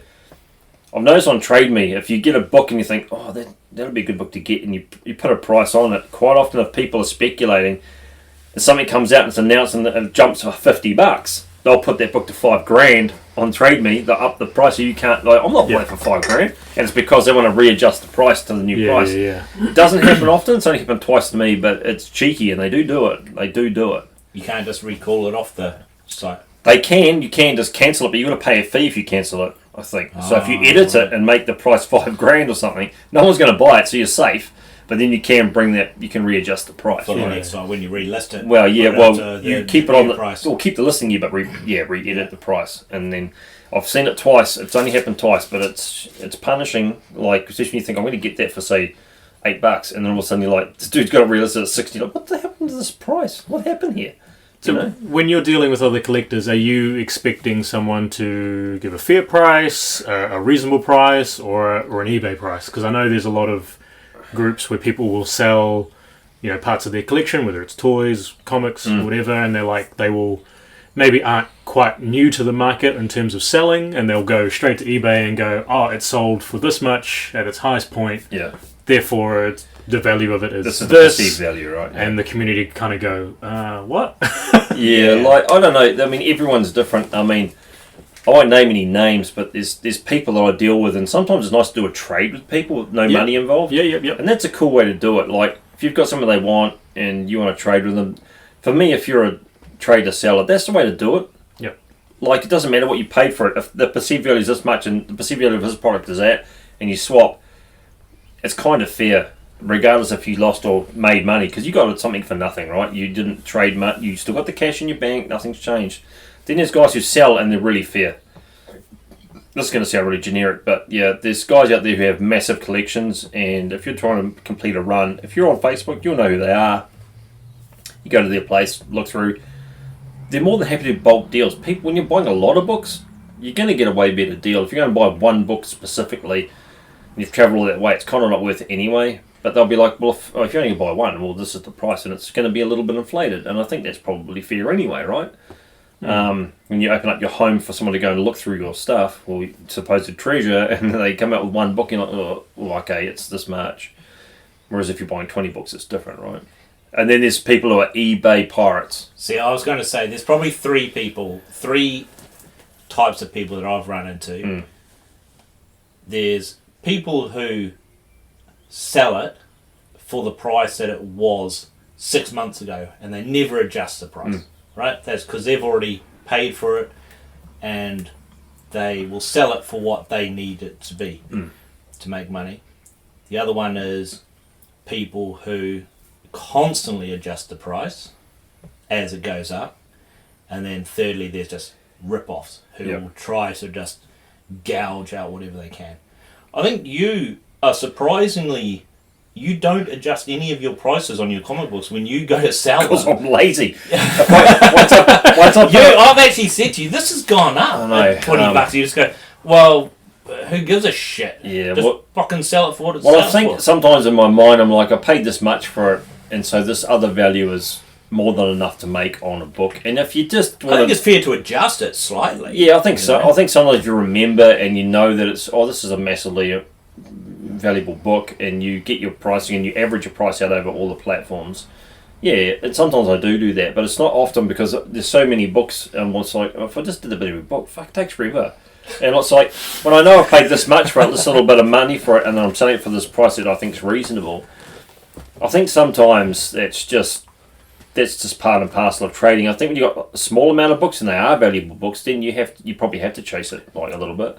Yeah. And then you were telling me a story, I don't know if you're going to tell it here or not, we can edit it out, where somebody actually goes online, looks at what it was, and then charges what it would cost to actually get to New Zealand. To deliver on top of that. Yep. Oh yeah, I've seen stuff like that happen. And that's mental. You can't just go, well, that's going to cost $40 extra because you need to get it from America. You've got it sitting right there. Yeah, and this is the thing, right? And I think if you're a fair person, you do a eBay sale, right? You're pricing from eBay, which is never good. If you've got an Overstreet pricing guide and say mycomicbookshop.com, which seems to be very, very fair, and I know their grading is really, really fair too. Yeah. I think that's the way to price. And if you have to use eBay, I sometimes do. But then you average it. You don't go, this is the most you can get for it. That's what I'm charging. You can't do that because no one's a professional grader for a start. So you need to take some sort of element of correction in for the grading because no one's perfect at grading. Even people you got to knock some grading off. Yeah, right. And so you do that. You take that into account, and then you go, right, this is the average over all these platforms. That's what I need to charge. And then it's up to the person, obviously, if they want to do that or not. It's fine. But yeah, it's, I don't know. I mean, that to just take your pricing from eBay to me would be, it's punishing. And if someone's willing to pay it, good job, you sold it for that, good for you, no worries. But not many people will tolerate it. They'll be like, oh no, well, I'm not keen then, you keep it, there's no problems. I'll just get one off eBay then if that's the case. You know? But I don't know many people who do it. I only know of 2 instances from personal accounts from people that I know that have had that done to them, and I haven't had it done to me. I have traded with one of the people that does do it, and I got a bad feeling. I bought a couple of books, and then the next couple of books were quite expensive, and I checked it on eBay myself. Like, that's the same as eBay pricing. Like, this dude just lives over here. And so I just went through with the purchase for the initial books. I didn't take any of the other ones I actually wanted. I was like, well, and I'll leave them, because I know I can get them from other sources, and that's fine. But it is funny, even like with things that are worth something. Like someone will come on, I've got this. Say you've got Hulk 181. It's like, it's worth so much in America, and it's a big market, and it's not an inflated market, but it's a big market, and there's a lot of buyers, and you have a good market, and it's not easy to get rid of the stuff, but it's easy to get the price you want, because there's money in there, right? There's money in America. So when you're selling something like that here, the market's much smaller, and probably what you're asking for is correct, Wasn't there an amazing fantasy number 15 come up on one of the sites, dude? And it was like 10 grand or something. It was actually fair price. It wasn't a high grade, but it was actually pretty fair price for what it was. I think it was on Facebook or something. Did you see it? No, I didn't. I just caught the end of it. And Jeremy was talking to me about it. And it was a fair price. But it's like, you've got to have someone willing to have 10 grand to give up 10 grand for that. And if they had, I think they would have been sweet. They would have probably doubled their money in a couple of years' time on an ASM 15. Are you saying it was a local, like in New Zealand? I think it was. I don't know whether it was on Trade Me or Facebook. It was one or the other. I saw it on there and I watched it. 10 grand's very fair. I don't think it sold, but it was a really low grade. But for even though it was a low grade, I think it was still pretty complete. It was still attached cover and everything else. And it's still going to be hard to get in America anywhere. At a low grade. Right? Some people do have 10 grand sitting there to buy something like that. If you did, it would be fair. But the thing I even say with my mate is like, things are only worth what someone will pay for them in New Zealand. It's not like America. Yeah. You can have this amazingly rare comic in New Zealand, and you just never get the money you ask for it.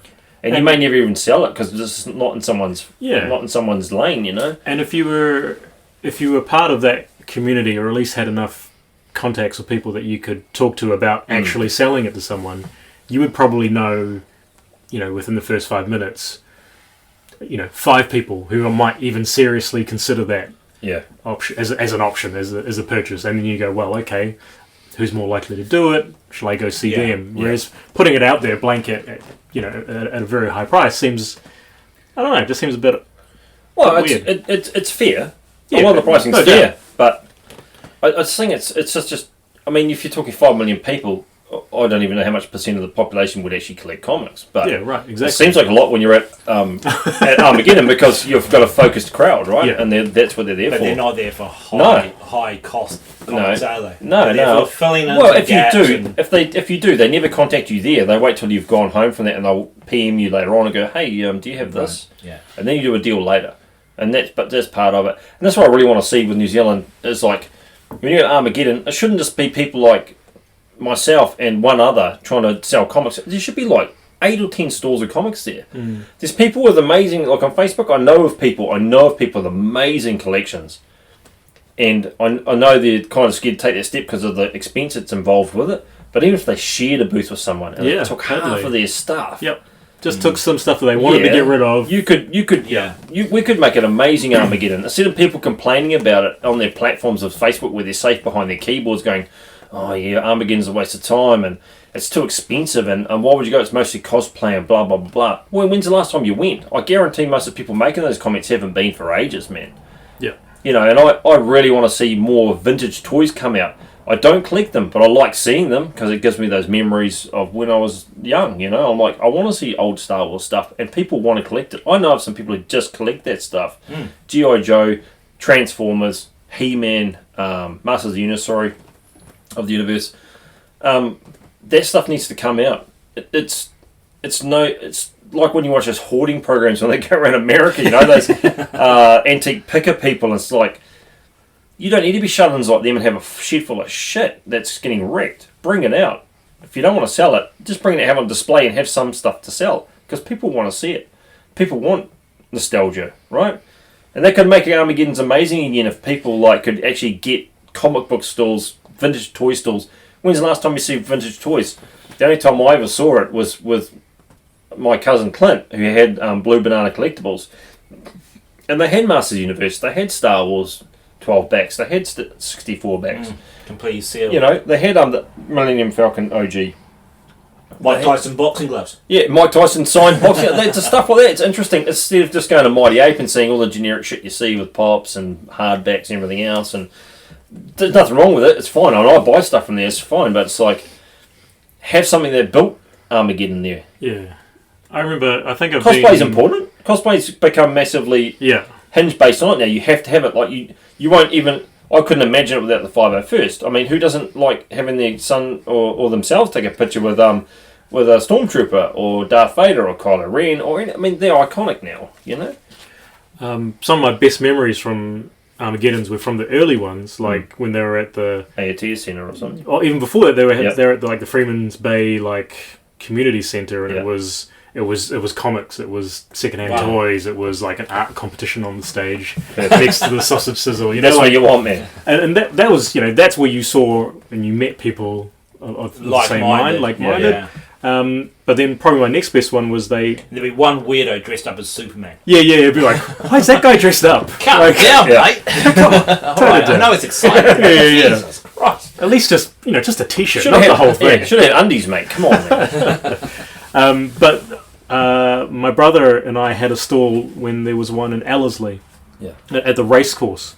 That was before they moved it into the city. It was still pretty edgy, but there was a ton of comic book people there. And that year, Kurt Busiek and Mark Waid came out. And as part of the... I wish it was Adam West. I wish it was Adam West. I was like, holy shit, that'd be awesome. As part of having a table then, you had to put something up for auction in the celebrity auction. Okay, So you were bound to find a good deal somewhere. And my brother put up a copy of is it The Power of Him, the first appearance of Adam Warlock. Yeah. And so we went down to the auction just to see how it all went. And Mark Waid bought the copy. He was like, no one was bidding on it. And he's like, I'll take that. That's a great, he picked it up, took it out of its case and smelt it. And you're like, that's wicked, when do you see things like that? And then he came back to the store later and picked up a few more things. He's like, nice. Wow, look at all this, this old stuff. But it's like, those type of things, those interactions, or just meeting people, or even just running into friends that you don't see often, seemed to happen at Armageddon. Right. It was always like the meeting place. And you make new connections, right? Like, oh, dude, I'll come visit you and look at your box, man. And what have you got? Oh, I've got heaps of stuff for sale. You go and have a look, and they just have like boxes and boxes and boxes of stuff. And they're more than happy to get rid of it. They're more than happy just to interact in their safe space, right, where they have all their treasure, man. They're like, See, this is what surprised me when we went out to... I was helping out Bram at Armageddon when he was down there. What was that, 2 years ago, something like that? Was it Tauranga or the Auckland one? Tauranga. Oh, yeah. Yep. And Nick Dragotto, who did the art for East of West. Yeah. He was there. He was bored. No one... He was bored as. Firstly, no one knew that he was going to be there. Secondly, he was just sitting there doing jack shit. This guy is an amazing, absolute world-renowned fucking comic artist. I got him to do a sketch for me. It was amazing. It was awesome, yeah. Crow from East of West. Yeah. I think it cost $90 or something like that. That's probably... So cheap for a commission of that quality, man. It was amazing. Well, I could have put that on eBay for $500 straight away. But the thing is, no one was there for him. No one knew he was there. Because no one was there for comics. Yeah. No one was there for... It was a rough year, man. Wow, we lost a lot of money on that one. But I met two really amazing guys. I met Jared and Jaden, who both collect symbiote style stuff. Oh, yeah. They were good, and we did a podcast with them. Actually, it was an amazing podcast. But that's what you get out of it. Sometimes you don't get anything monetarily out of it. But I met two guys who are super passionate about comics, and they were new. Well, one of them was new to comics, but the other one wasn't so much. But they had a passion for it that sort of made me want to collect harder again. Like, it's easy to lose your way a little bit sometimes with the collecting. Sometimes you go to Armageddon and you get a cold, like... yeah, and that's as good as it gets sometimes. But, I mean, that was a rough year. But, in saying that, and Jeff Johnson, I got a small commission from him and some of his published artwork. I got his Dark Horse Star Wars, an absolute Star Wars published page from him. Yep. Which I gave to my brother. Yeah, who didn't appreciate it. He's probably used his toilet paper. Yeah, wish I had it. But the thing is, I got an unpublished cover of a story that didn't quite make it to production. That was amazing. But I love that picture. Yeah. It was just fucking... What do you call it? Dude standing in like a urinal. The urinal's broken. He's standing with his massive machine guns, wasn't it? Something like that. And he's got fucking bionic arms like this. It looks amazing. It was so... I wish that comic had actually been made. And he was a real stalwart of like Marvel. Like, probably not the most amazing artist. I don't like saying that, but like he was a real workhorse, man. He was like he done a lot of work at Marvel, well even in Dark Horse. But $30 a page. Cool. $30 a page. Yeah, it's so. I mean, you're talking about someone's livelihood. You're just flicking through and just going, "Yeah, I'll have that. I'll have that. I'll have that." And it was just. And then I think Bram got angry because he was supposed to be doing this. I was getting angry. Actually, he was supposed to be doing a commission for Bram, but I kept interrupting him. I'm like, "Have you done it yet, Jeff?" He's like, "Maybe tomorrow." I'm like, "Are you kidding me?" I said, "Stop talking to these two dickheads." He was a really nice guy. I didn't handle it well, but Yeah, you did get quite grumpy. But... I did. But you're working for me now, Jeff. I've actually got a discount off those things. I know, it's annoying, isn't it? Anyway, but I mean, we're sort of getting off speculation, and but Armageddon's, that's where there is a future in it, and people don't believe in it enough. And I know it's become quite commercialized and stuff, but some things just grow. They just do out of necessity, and it's you've gained. I think a lot of people don't like the cosplay. I think it's important because I think it draws a lot of people in. A lot of people get photos with them. It keeps people standing around. Yep.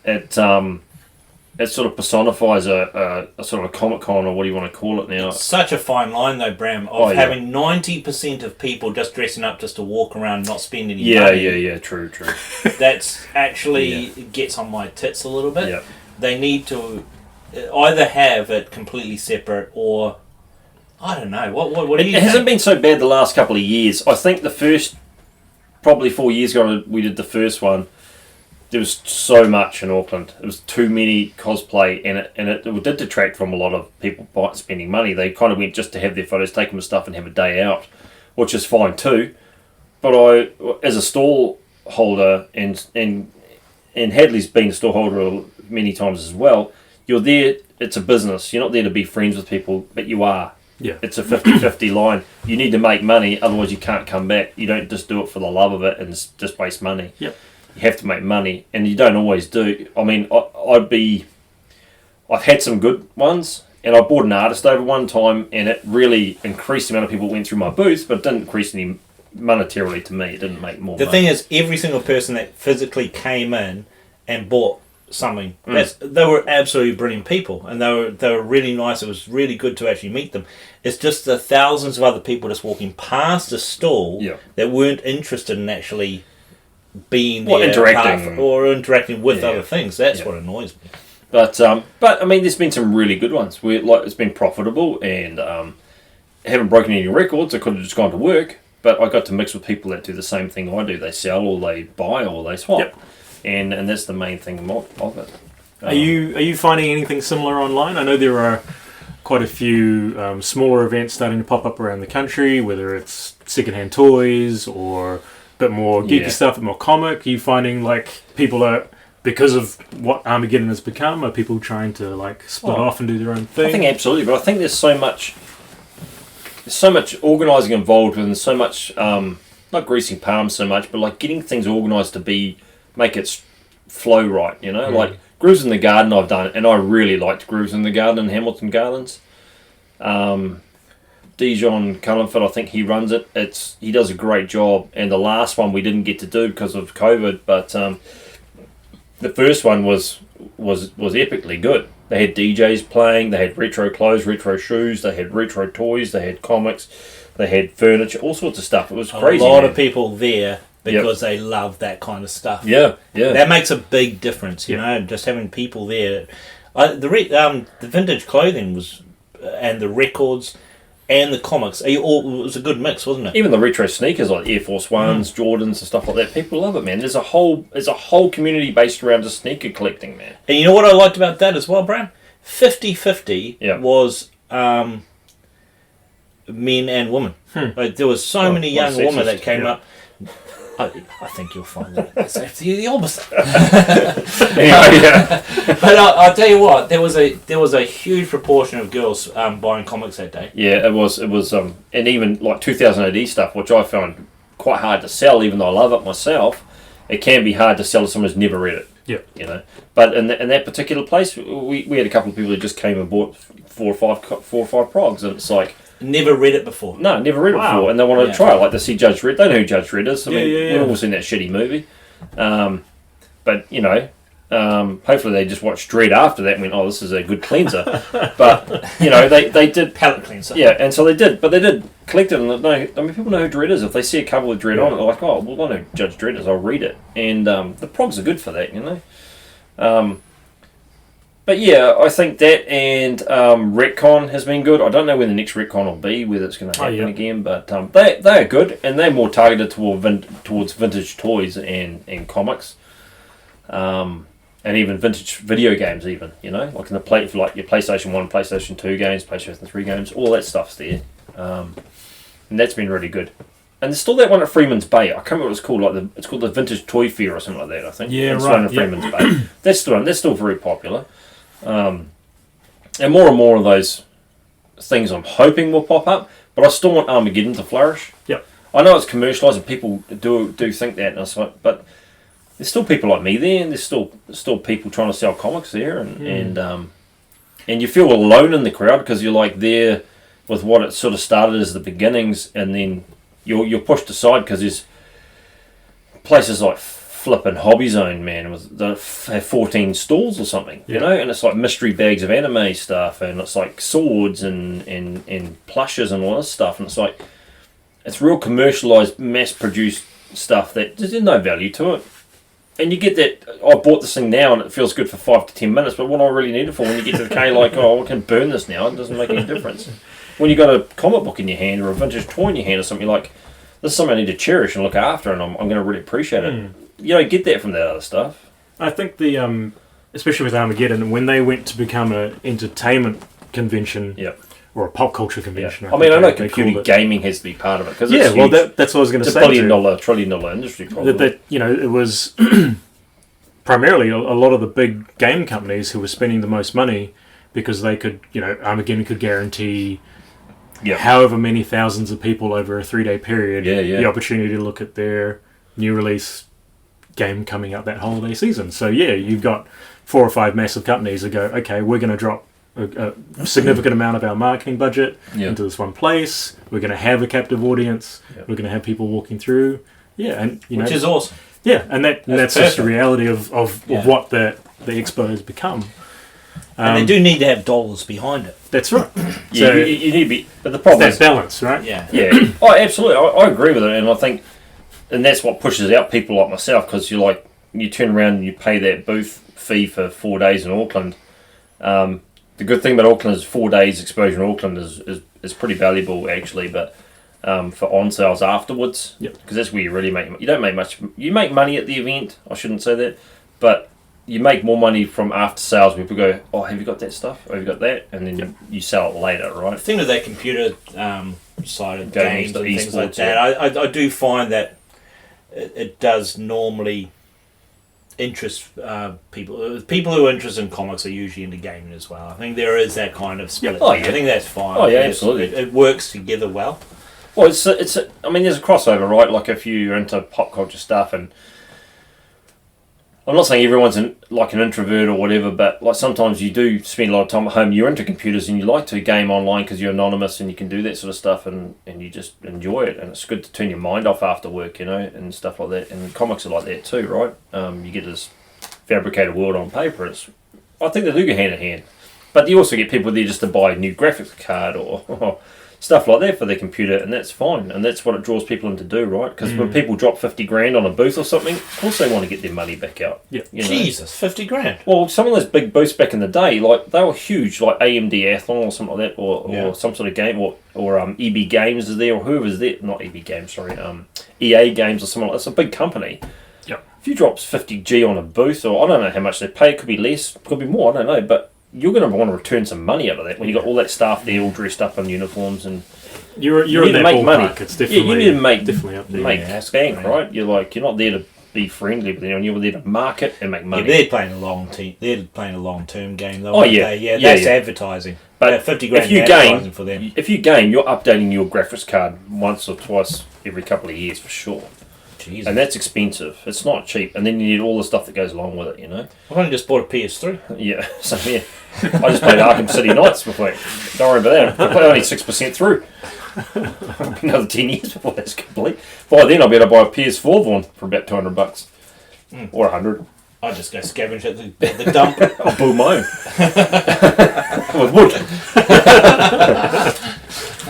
All right, so we'll just get off that bit of a rant. Things we've read. Have you read anything of late, Vaughan, that you think someone else should know about? Ask Hadleigh. I don't read. I'll go straight ahead. I don't read. I've read, and there was a big hullabaloo coming out about it. Berserker. Oh yeah, right. Dude, I was like, oh, Keanu Reeves is involved, or I don't know if he's writing it. I think he's writing it. I got the number 1 off you, but I haven't actually read it. Dude, I'll tell you what. Speculate it. Put that thing on plastic. Absolutely. I already banked and bought it for him. He didn't do anything. He just does what he's doing now. It'll be getting used as a bear coaster. So anyway, it came out, and I thought, speculation mind of mine's going, well, Keanu Reeves is involved. He knows enough people to get that into a series or a movie or anything, and it would make a great movie. But I'm like, should I get it or I don't know? And then I booked him at JP at comicshop.co.nz. JP had it in stock. I said, well, can you put on a subscription for me, please, and get it in? I actually ordered some from my comic shop in America as well. And they came in about the same time JP got it here. So anyway, I'm like, oh, give it a read. I don't normally read them. I usually wait for a trade paperback to come out and read 6 at a time. So this one, I've got enough copies of it in variants because so many variants come out now, right? I'm like, oh, I'll read this. Dude, it was sick. It was good. You really liked it, eh? Oh, I loved it, man. It's hyper violent. It's not too wordy. I don't like much words. I'm a bit thick. I'll admit that. It's like when I read Watchmen. I'm like, why is there so many words in here, Alan? And he's like, because it's descriptive. I'm like, you know what? This is just punishing. And these bits with the Minutemen in it. I don't think I've ever met anyone myself. who's read every single bit of Watchmen. I mean, there's so No much one reads shit. Minutemen, eh? When you read the Minutemen bits in the Those middle, little I'm like, bits nah, in the story, no yeah, one's it's just doing like, that. Okay. So anyway, I read Berserker. I'm like, Squiddly Diddly killed everyone. Oh, yeah. I see. So I'm like, Berserker was good, man. The art was solid. The art was solid, and it was just a lot of him doing killing for the government in the first one. And I've read 2 and 3 as It well. looks so much like John Wick from the cover. Is it? Dude, John he looks Wick? exactly like John Wick. I'm like, why is John Wick in here just murdering everybody and no one's killed his dog yet? You know? That's pretty much what it came to me. Anyway, it just reminded me of Highlander. That's what it reminded me of. Reminded me of Highlander, you know? He just kills people. As long as he doesn't get chopped off, he's good. That's life as well, isn't it? Yeah, well, don't get your head chopped off. That's not good. But Berserker was good, man. I tell you what, if that got turned into a movie would probably be better than a series. Just from what I've read of the first 3 episodes or 3 issues, the art's still good, and the story is quite.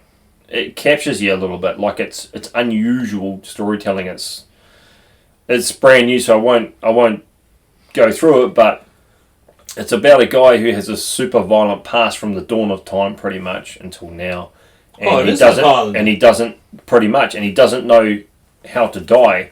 He's trying to find out how he can basically leave the world because he's been alive since early ages, you know, since the dawn of time. So he's actually wanting to die. Yeah, I think he wants it to end. He's sick of it because he's got this super violent. He gets kind of like, you remember 28 Days Later, the movie where there's like the rage zombies. The running zombies. Yeah, the running zombies. So the rage zombies, right? He's not like that. First time you ever see a zombie run. Once he has that comes over him, the red rain comes over him, he just kills anything. And if people get too close to him and they're on his team, they die as well. He kills them all. Yeah, so he's not selective. Yeah, he's not selective. You can't get too close to him. Because he's in a frenzy, man. It's like, it's a berserker frenzy. And once he goes, that's it. You get too close to him, he kills the guys on his own side because he's like, I don't realise that I get the red rain. He's not a team player. Well, he is. He is if you're 100 metres away. I'd love to see him on X-Men. Don't stand right and go, say, hey, berserker, rip your arm off. So there's there's a berserker friend zone where you can't be inside that zone because he does apologise a few times. Oh, sorry, those guys died. Like they were too close to me, and they're like, oh, that's all good, man. Is this on the first? No, that's like the second, or I think it's the second. Third episode. Third back issue is that, isn't it? But it's good. That's a solid read, man. I would recommend it to anyone who likes action. It's not up the street of.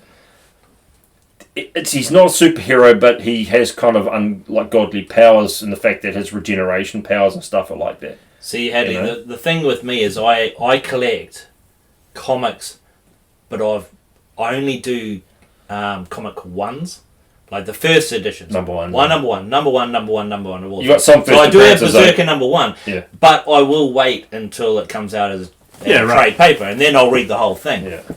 But I won't collect number 2, number 3, number 4, and that's just because that's just what I like. Otherwise, it just becomes too much, too overwhelming to have everything. So I do like to collect those number 1s, and I like. In a way, I don't even know why I do that. Might as well just get the trade paperbacks. Well, it's good to have the number 1 though. Just nostalgia with it. It's good to collect something. I've always been someone. I like to collect things. I like to have things, and it doesn't. They have to be complete, but I need to be. I like to research and search things and then get them. I like to hunt them. The hunt sometimes is as much fun to me as reading it, like hunting that. See, I'm going to have to get Sweet Tooth number 1 now. Well, yeah, I mean... it's going to be pricey, but I'm going to have to try and do that because... It's like Jared, he really likes something's killing the children. Oh, I'm like, well, try get number 1. It's expensive as now, and it's not even very old. It's only up to number 17 or 18. I'm like, number 1's through the roof. Yeah, that's exploded. So Berserker, there's something I've read late, and I would absolutely recommend it. All right. Well, I'll have to have a look at that. Well, I'll wait about a year and get it for $15 on a trade paperback. Okay, so here's another one that's not. There's another one that's not so news. I just bought a collected volumes of Dragon Ball Z because I really liked the TV program very, very early on in the 90s. I just talked to Hadleigh about it. It was Akira Toriyama, I think his name is, who did it. The art is amazing. The storyline, for me, I think I can't remember the TV program that well, but it's exactly the same as the TV program as I remember. Everything in that book is exactly as the TV program has been laid out. It's amazing. You know, I think I like it when it hasn't been adapted to TV. It's the same. To me, that means that it's the perfect. To me, the perfect comic. Well, you see, the joke in there then is that there should be like 5 days worth of story of Vegeta powering up. Yeah. Right? Like that's the joke. That's what happened on TV. Right? I read 3 volumes and he still hasn't powered up yet. So I've got to get volume 2 now, which really pisses me off. So I'm like, I thought I'd get a complete thing where he beats Nappa and then he just beats Vegeta. No. Now I've got to buy volume 2 to read him actually find. I bet you anything it's going to take a whole another volume for Vegeta to power up and actually have the fight. I'm like, far out, man. But I enjoyed it. I read that 3 volumes in a day, and that's how easy it was to read. It's pure entertainment. I can see why it's popular. I never got into Dragon Ball Z. Yeah. Like I knew the appeal, I could see the appeal, like it makes sense, but like watching it as a show was painful because like after a week and nothing's happening, I'm like, yeah, it's punishing. Now, and I don't know whether that was just the way the version they brought to New Zealand, or if that's every version, or if there's something to do with the editing. But I'm just like, nah. I like things that transform and shoot guns. Like this is taking too long. I was just going to ask you if you liked it. It sounded like you liked it when you just before. The battles are epic. When you get to a battle, it takes so flipping long to build up to a battle. That's the only thing sometimes me and Bram used to hang out with these other 3 guys, the 3 brothers, right? Yeah. And they loved it. They loved Dragon Ball Z. That's all they ever fucking talked about. They couldn't believe it when I think one of them got bloody golden hair or something like that. I'm listening to this. By the way, we weren't young. We were sitting at the pub talking about this. You were like 20. And they were just the Bram and these 3 guys were talking about this time when his bloody hair went gold, and I was going, "What the hell's going on with you?" It's a big event. When do you even have time to watch this cartoon? And when we're 20 years old, didn't you have jobs? Yeah, I did have a job. I made special time for it. You do that for porn, not fucking Dragon Ball Z. I preferred Dragon Ball Z. It was so good. Dude, when you see him, well, on the TV program, when he dies, right? When Raditz kills him, and he goes to heaven.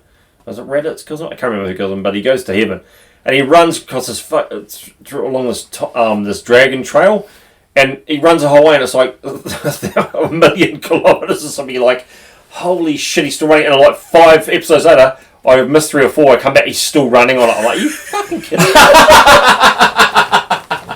Oh my god! Anyway, he gets to the end and he gets onto this planet where he trains with this master, and it's got like 10 times gravity or something. Anyway, it's but it was as far as a read's concerned, it absolutely entertaining. Not even that expensive. I think I bought that volume for around about $30. It's 3 volumes together. I found it weird because I saw it in your office. It actually reads backwards like a Japanese novel. It's the first time I've ever read something in that format, and to start, it was a bit like I kept reading the speech bubbles around the wrong way instead of going from left to right. I was going right to left. Sorry, no, reverse. Proper manga sort of. Yeah, but after a while, you get the gist of it, and because I'd seen the TV program, I knew what was happening, right? Yeah. So it was okay, but so it follows the TV brand. It's amazing. I loved it. So you weren't into it, Hadleigh, or?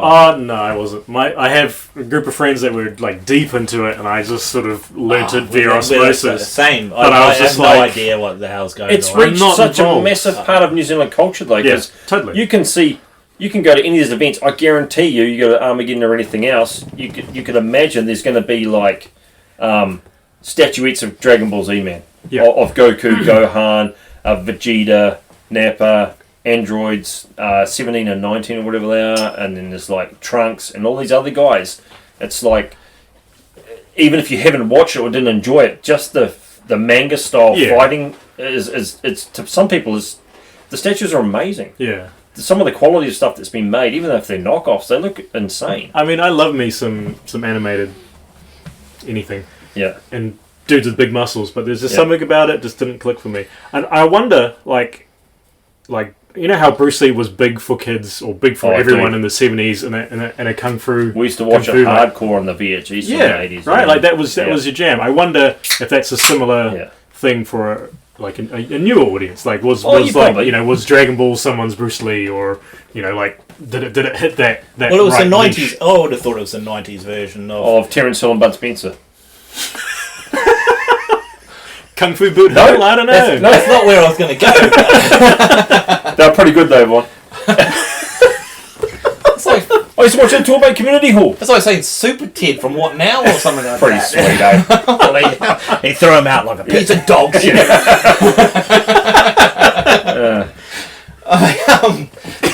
Terrence on BuzzFeed. I love it, eh? I did used to love those. The one you talk about all the time, with they both had new cars and one smashed one up. Yeah, they had those so good. old 1970s Dune buggies, Yeah. but they're brand new. Yeah, the And V-dub. then they're V-dubs. going like this, doing figure of eights, and then one of them fucking topples and it catches on Wrecks fire, it, so they're yeah. sitting there, and they beer and hot dog for them.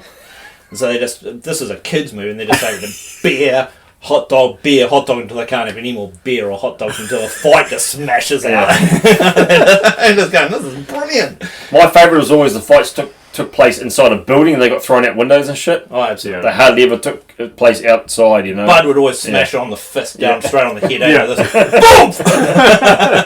Yeah. Boom!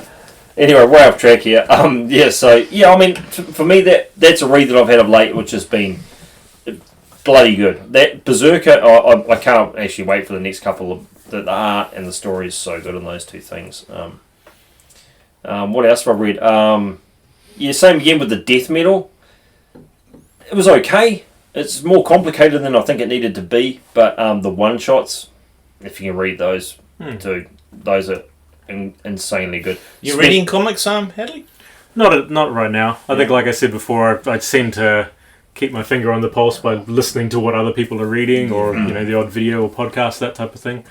I'm finding it interesting hearing like a lot of big stories or big like cross-title stories and all this world-changing stuff going on that gets tidily wrapped up towards the end of the series and almost back to a status quo for the next creative team. Like, does that still happen? Like, is that still a thing? Like, are there any like big stories? Like, I remember like Superior Spider-Man. Yeah. Like, everyone was up in arms about what they were doing with Peter Parker, but they stuck it out. They told an awesome story, had some long changing repercussions, and then it kind of came back to a status quo.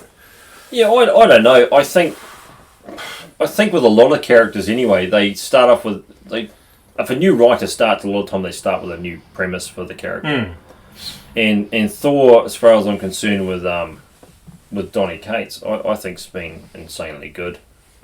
That's another read people should do, because there's some big characters with big repercussions. And I've only read the first 6, I must admit, but Thor and Silver Surfer is involved, and Sif's involved, and Galactus and the Black Winter, and with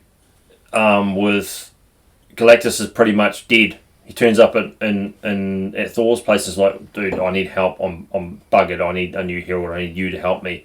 And then the Silver Surfer turns up, and it's like, I know of 3 planets or 5 planets that can regenerate his health, and he'll be back to full strength. But I don't want to tell him, because if he does it, he could turn on us and we could be in the shit, And Thor's like, well, tell me, and then I'll lead him to the planets, and as he devours the planets, I'll move those people to Asgard or wherever they're living at the time. I can't remember if it's Asgard, but he's going to move the people that live on the planet as he devours them and bring them back to where he lives so they're safe. Because that's his one thing. Is like, if you're going to devour these planets to get your health back to beat the Black Winter, because he's a bigger threat than you are, then I have to know the people that live on this sentient beings that live there need to be protected, right? I mean, these sound like pretty like world-changing. Yeah, like, I mean that's what it's. Right? I mean, Vaughan will probably vouch for that. I like really probably fantastical and radical events and things that are like far-fetched. I love far-fetched things, and so it should be.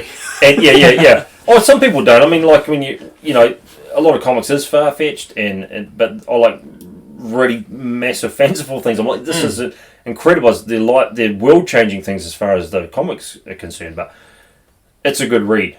That's something that will be good. I mean, the Venom storyline's apparently amazing. I think the Thanos one was amazing too, with the introduction of like Cosmic Ghost Rider and the Silver Surfer Black and stuff like this. I haven't read them, but like I think Donny Cates does good work. Vaughan, you've read you said reading Black Hammer was actually amazing. I love that's Jeff Lemire too. Yeah, I thought it was awesome. Same as Sweet Tooth.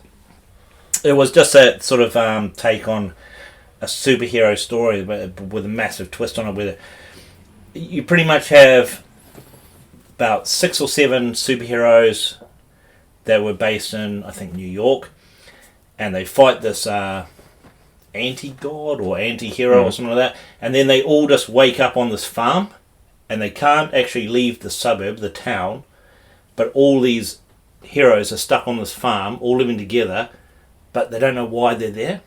It's just it's a good, to me, that's a good start. I think that's an interesting story. All the next stories, they have to have like a bit of a one comic is one backstory for each of the heroes, and so you get through all those guys, so you get to learn who they are, and then it becomes about why they're actually stuck on there, how they get into the hatch, and why they have to press the numbers and get off the island before the polar bear shows up. Yeah, I tell you what, I'm not up to that point, but it's kind of leaning that way, and I'm already getting angry at it.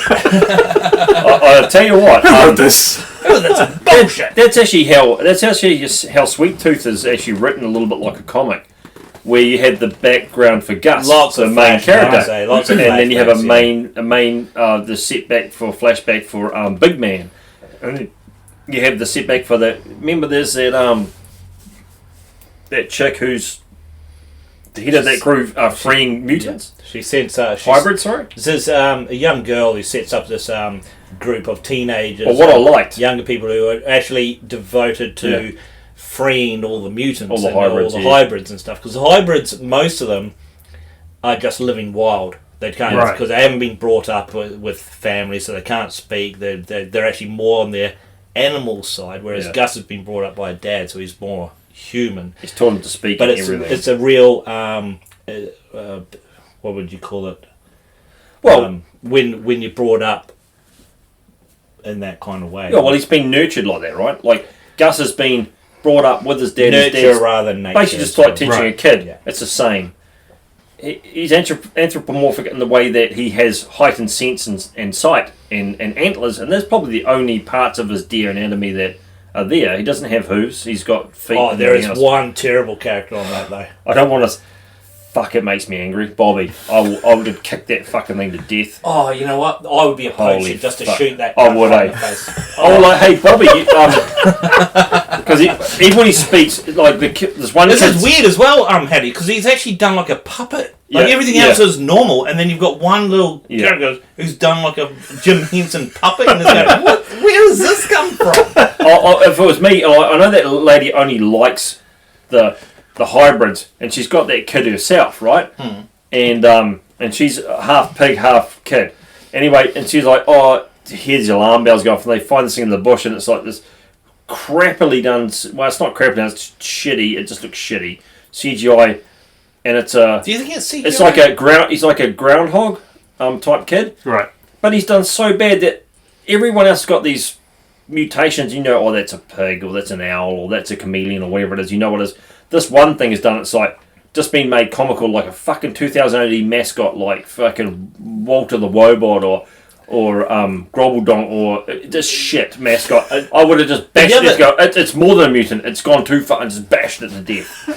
Fucking hell. Because remember he goes, it's funny, he goes, my name's Bobby, and he goes, I'm like, oh, you fuck, I'm kill you, mate. That annoys me. Just a hammer fist. Well, it's just everything else is done like okay. All the others are done by like kids, and it's got like a prosthetic nose to make it look like a pig. The other one's got fucking antlers out of it like that, but it's an actual kid. This is a puppet. Yeah, it's pretty much. It's like a sock puppet. You know, you got somebody going like that. Just going, it's actually like a Teddy Ruxpin or something like that, God. Just going a Care Bear kind of looking thing. It's not good. It doesn't fit in. Everything else is kind of. It's quite jarring. Yeah, it's just like it didn't fit. Like the other kids, like there was a kid who there was a chameleon, but he had chameleon eyes, and that was probably the only there's chameleon in his tongue, and that's it. But he was still essentially a humanoid. And then there was the goat one that had like goat hooves.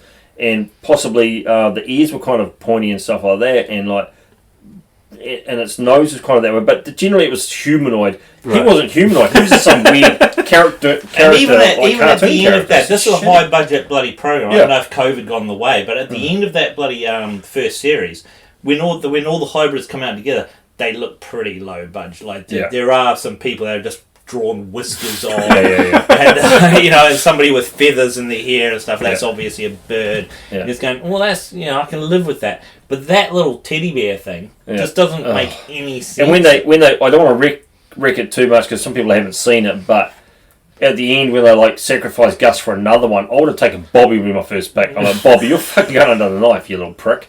Straight up. Because, man, you don't even fit. You should never be seen again in the series. Wow. Oh, God. I'm watching this. You have, when you see Bobby, you'll ring me and go, I can't watch the rest of it. This is just basically Lost with Bobby in it. That being said, harking back to what I have been reading lately, do you know what I have been reading? Commando comics. Oh, you did say you've got the Anzac. Anzac. I got this volume, Anzac volume of Commando comics because I used to love Commando comics when I was a kid. Just loved them. Everyone did, man. They were like romance novel for kids, man. Jesus, they were good. Mills and Boons. Yeah, pretty much for kids it was. Because they were generic. They were all the same. They were pretty similar, Yeah. I must admit. The General Helms. Well, that always go, aye! Was a Japanese guy with a buck teeth and he'd run at you with a samurai sword. I was like, that was just about every page when the Japanese were fighting the Brits. Jesus. Shocker. This one was surprising. I actually got this one because it was an Anzac special. Yep. And I thought, this will be awesome. This is New Zealand and Australia, Anzac special. I thought maybe it'd have a bit of Māori battalion in there and stuff. The very first story, I was telling Bram, isn't even during the wartime. It was actually New Zealand wars. Pākehā versus Māori. Wow. I was thinking, this is really kind of a strange thing. And it's from 1860. Imagine, I don't even know why Commando have gone that way. That really seems outside of it. Well, they did do like Sulu wars and stuff. So they did. Really? Yeah, I think they did a few things of Anzac. Sorry, not Anzac. Commando, where they did do like super early on, like Rorke's Drift or something. Like there was all sorts of stuff like that in it. That was weird. It was colonial style battles. I've only read one or two of them. Wow. But I mean, there's thousands and thousands of Commandos, man. I'm interested now to see how the type of different stories they did. It's an unusual story, I must admit. It's kind of very diplomatic answer.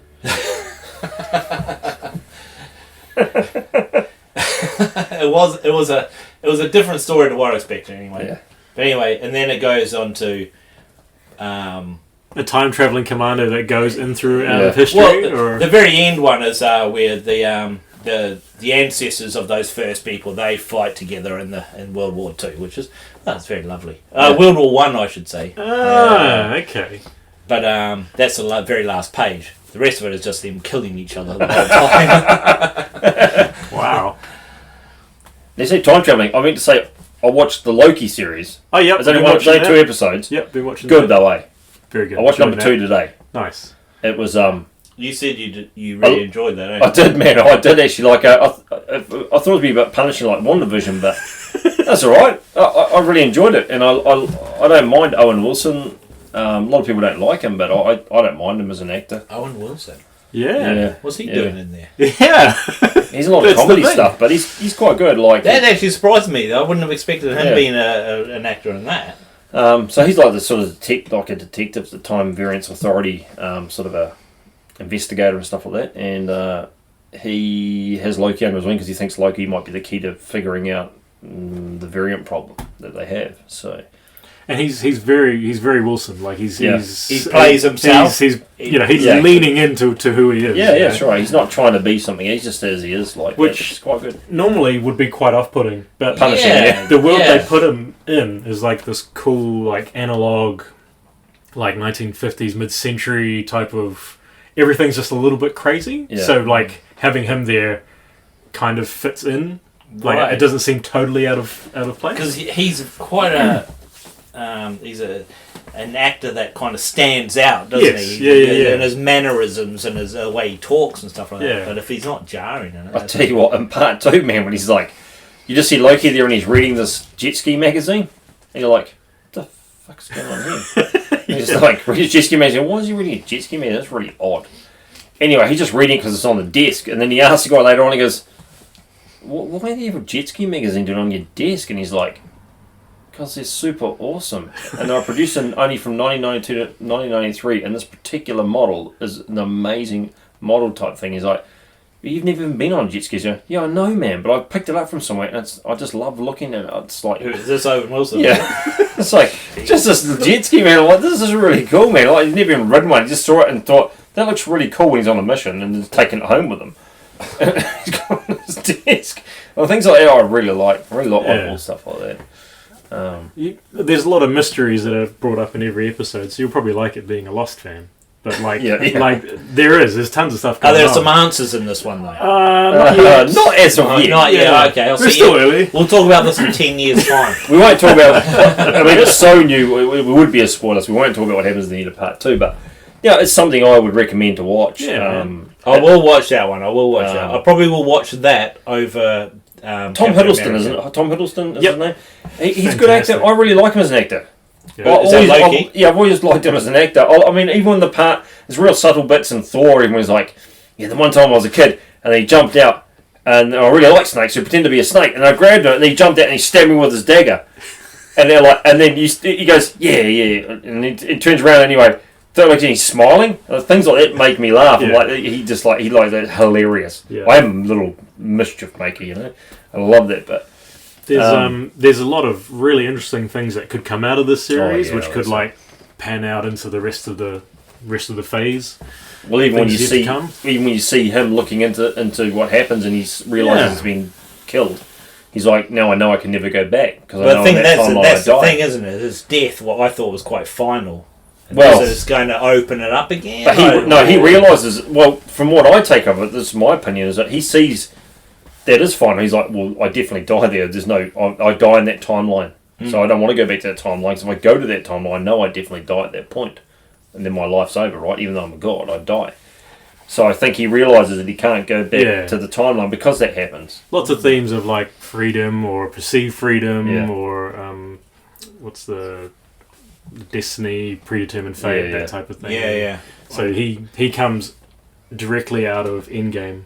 Yeah. When he picks up the Tesseract, and then that's when the series starts. That's right. Yeah. So the idea is that he's come out of this timeline, and then what's happened? And now he can sort of keep choosing. Well, they captured him from that point. Like when he made a ripple with the timeline, it shows you where there's a branch in time that moves, and as it moves off, they're like, "Well, there's a variant. We need to go there and sort that out." They pick him up with the Tesseract, and he's like, he doesn't know what's going on, and that's how they pick him up. Yeah. It's Age of Ultron, is it? No, that's the.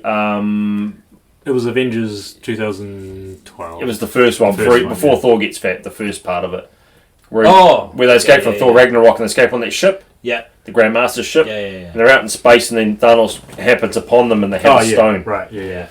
And that's and then the Black Order's there, and they end up getting the stone, and then Thanos terminates him. Yeah, 2012 though goes back to when he gets picked up, is it? Yeah, so 2012 is that's right. Battle of New York, Avengers 1 type of. Yeah, no, it's very good show. Yeah, it's an excellent. I will try to make an effort to do that. Let's go into what we've collected that's not comic book or Armageddon or speculation or anything else wise. Hadleigh, have you got anything of late? Of late, a few things. That Mandalorian that I was telling you about before. The retro, yeah. Those are really... It's really interesting, like, trying to stay on top of the toy game in New Zealand, because just like everything else, it's hard to find things. It's hard to know when things are out. Has COVID affected it? A little bit. I just think that there are only so many places, that they get things. So you either have to pre-order early, maybe not, at a market price, or wait and hope that it comes out and get a special price. You're looking and buying new stuff? Is that what you're after? Or? Oh, I try and keep an eye out just to see if there's anything out there. But you don't, you don't collect runs of stuff. You just get selected pieces that you like, and you're like, okay, I do like that piece, I'm going to get that. I used to be quite a big Marvel Legends guy, and had to get every single release that came out. They are nice. And then that sort completionist. That overtook a lot of things. I was like, nah, I'm not that anymore. So right now it's really just Mandalorian or Boba Fett or anything Star Wars related in that regard. G.I. Joe, there's the odd G.I. Joe thing that's coming out that I try and jump on when it's That when new it's around. series, dude. You know when you got those you got a couple of figures in. I think you got like Cobra Commander and Roadblock or something. But you actually wanted you obviously wanted Snake Eyes and fucking Storm Shadow. That series isn't that bad. Yeah. I like the articulation and the detail. There's some there at the warehouse at the moment. In our area, it's probably the only place you can get action figures. Yeah. They are nice. Yeah.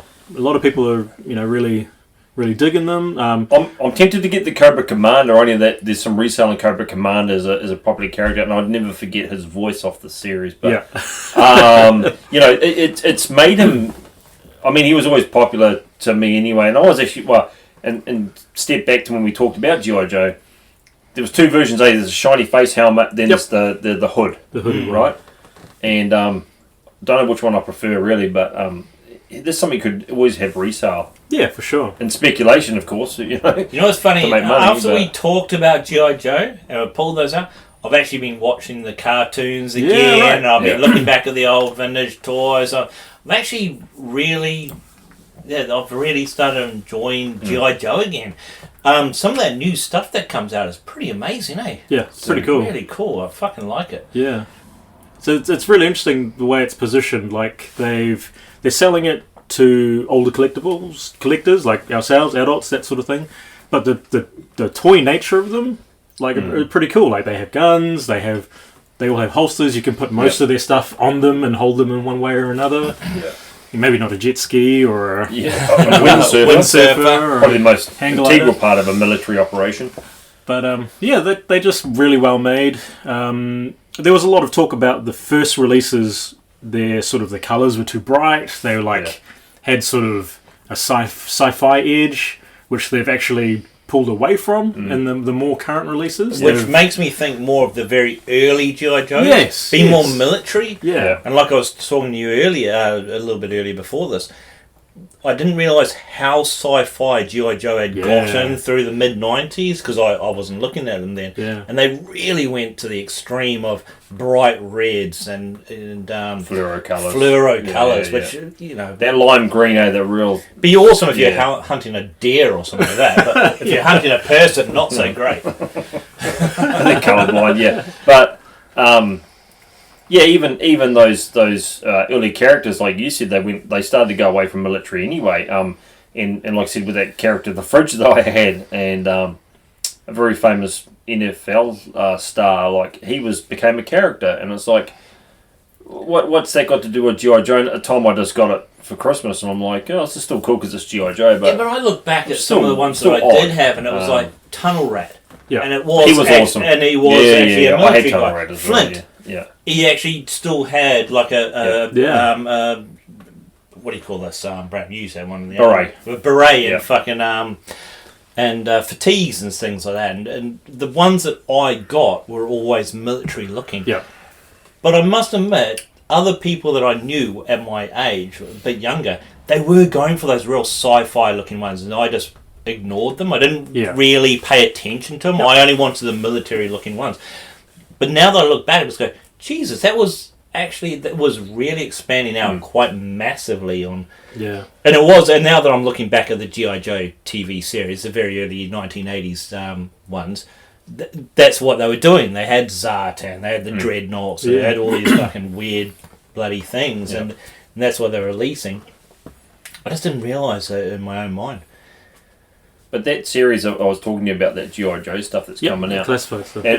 It classified as it's slightly bigger than 6-inch, but it reminds me of the Black series of Star Wars that came out. Like, it's good. But I'll tell you what I swapped over to. I have bought of late is the 40th anniversary stuff that's done in the Vizpack, kind of like the 12-back collection. Yeah, the Star Wars ones. Yeah. They've come out and they're good, man. I don't know if they're... I mean, I've got the Darth Vader, Princess Leia, the TIE Fighter pilot, and I don't have the AT-AT driver. But that 6-inch scale to me is, I think that's where action figures should go. The 3.75-inch, the detail's never as good. It's always in a price range that people can buy for their kids, and I know it's what should be targeted at because that's where the money's at. But for collectors... That 6-inch, the articulation is so much better. It's only and the detail. Sorry. at that size, at the little size. It's only aimed if you've got a cartoon show coming out. I think. Yeah, I think so too. If you don't, like if it's a throwback to G.I. Joe's, go for that slightly bigger thing and actually aim for that. 'Cause that's where the collectors are. It's really interesting. So the vintage collection 3.3 and 3/4 inch figures that they've been doing, the whole idea was to recreate every old figure, modern standards on the old card. Yeah. And they still haven't done it. And it's been years and years and years, and they've sort of introducing new media or new versions of things and trying to expand it. But a lot of the focus has just gone to the 6-inch stuff. Like people prefer that size, whether it's sculpting, whether it's a case of value, like maybe 20 to 25 for a small figure, but it could be 35 to 40 for a big one, and like for a little bit more, you get a whole lot more. So it's really interesting seeing how it's a those things display change. size, Yeah. and a play size, right? Yeah, that's a really good. That's be just, marketing. that's just Should. a really good one. Yeah, I never thought of it. That's probably exactly why it is like that. I'm a poet. I know it. Yeah. But 3.75 inch, yeah, definitely kids. I mean, that's the size we probably all grew up with anyway. Like you used to play with those in the dirt and shit. And yeah, absolutely 6-inch series.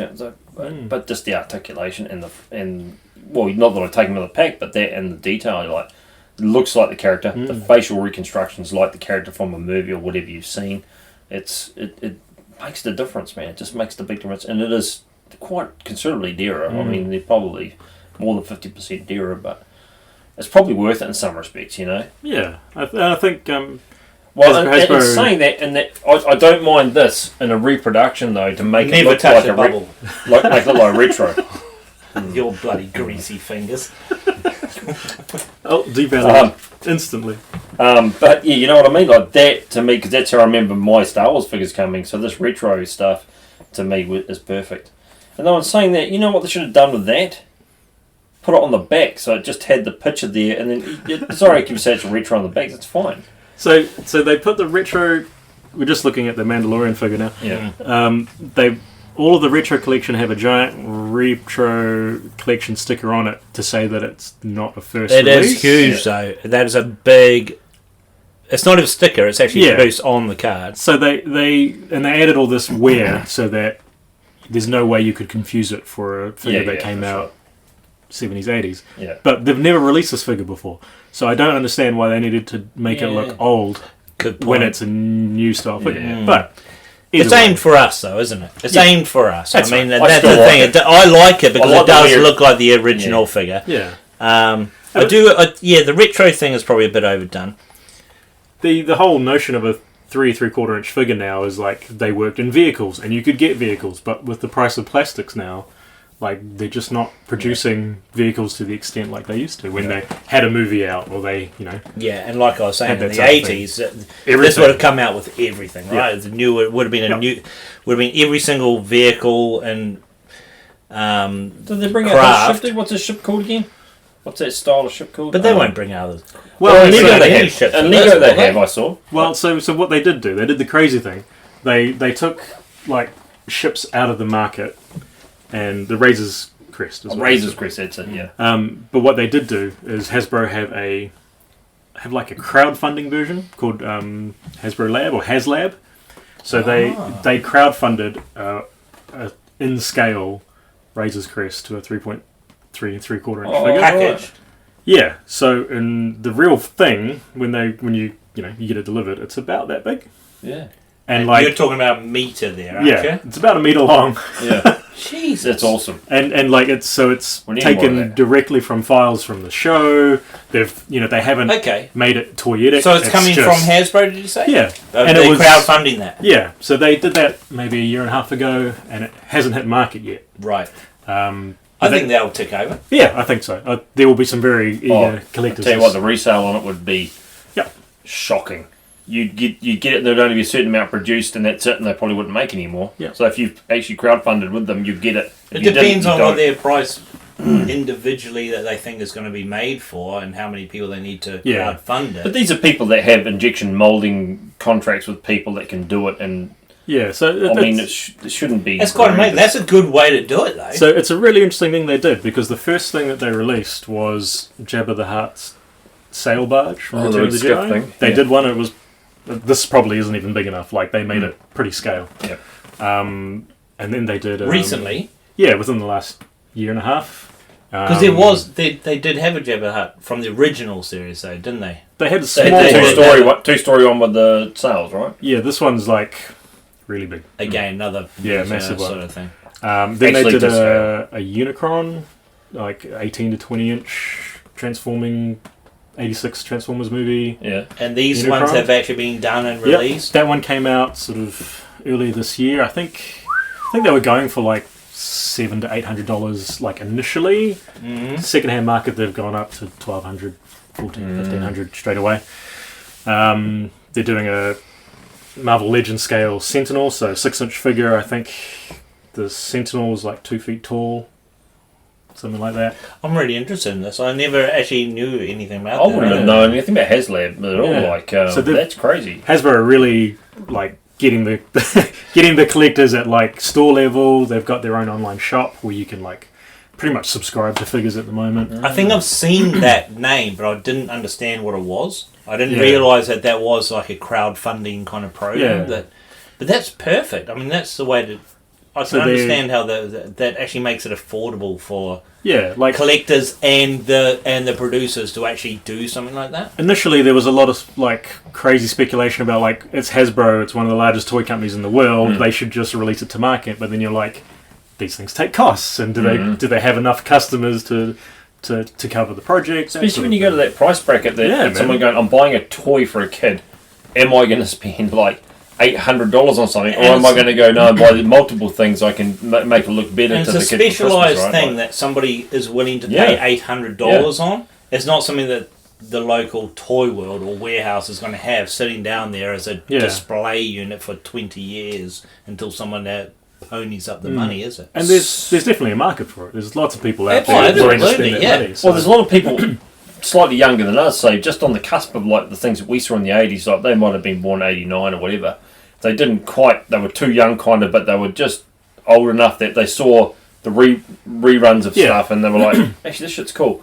And they don't. But they're younger than us, and they've got a disposable income. They don't own a house because the banks won't give them a fucking loan, and they don't have this, and they have a disposable income. They're like, "Actually, I want that piece." So coming back to the You know. G.I. Joe side of it, what was the retail price, if you guys know, of the actual, what was the largest G.I. Joe toy that was ever made, the bloody battle The USS flag, or whatever it was. USS USS flag. flag. What was the retail on that?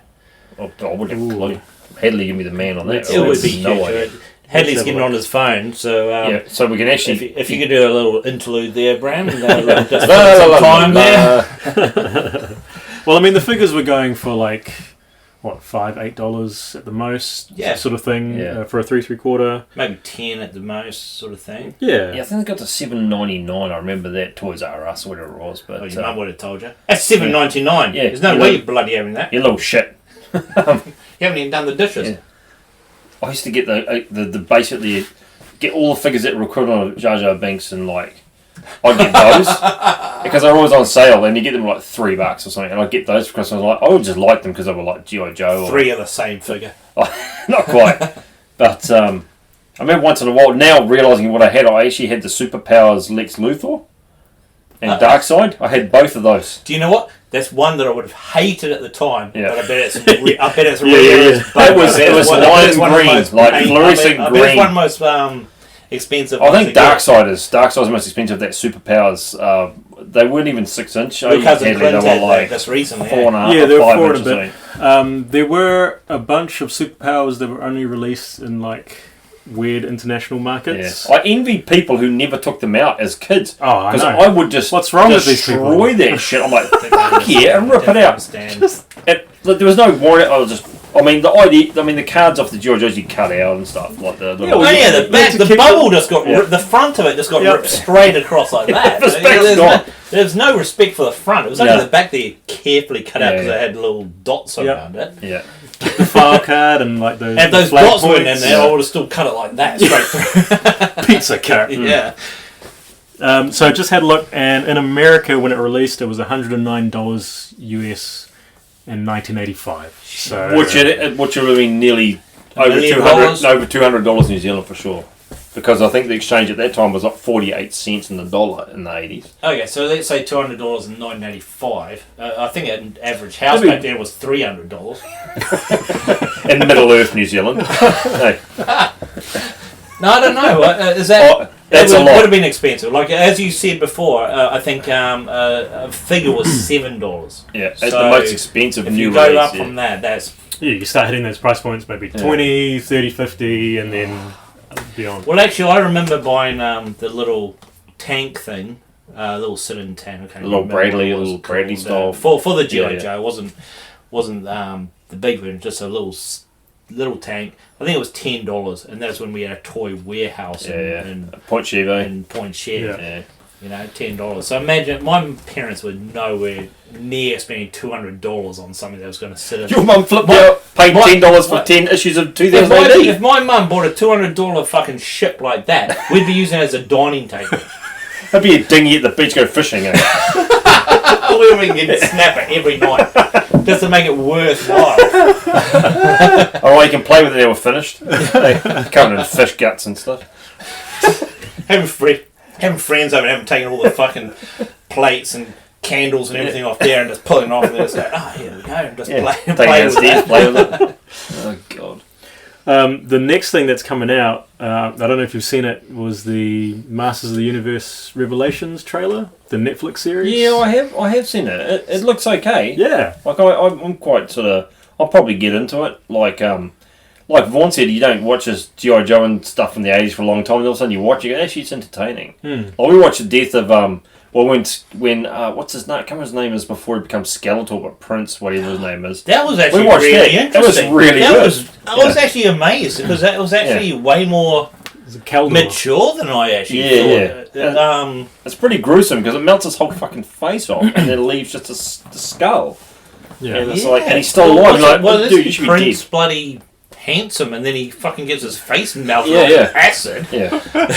No wonder he's pissed off, right? Oh, I'm glad he's loving it. He's just going, oh, I'm so pleased my face is melted. Now I can kill everyone! Yeah. By the way, his voice was nothing like it is in the series after that, because like he gets a real high-pitched voice, a bit like what was that Cobra on? Commander. What did you show that to me on? That was just on YouTube. But was that the regular show that we... It was an origin story. I think it was done after the original series. That may have been He-Man 2000X they called it. Oh, so it's they did a reboot in the early 2000s. Okay. Which was actually really good. It was really good. Like when I saw that, I was actually just went, well, this show has just gone up a level for me. You know, I really enjoyed it. And so Revelations is kind of, I think it follows on from the original show, but it's newly animated, new designs, and a new toy line. And you know what they did? They didn't fuck around with it so much that it didn't look like the original. Yeah. It still looked really good. It still looked like a 1980s cartoon, but I could see that the story had gone up. You know, and there was really I liked that. Well, even that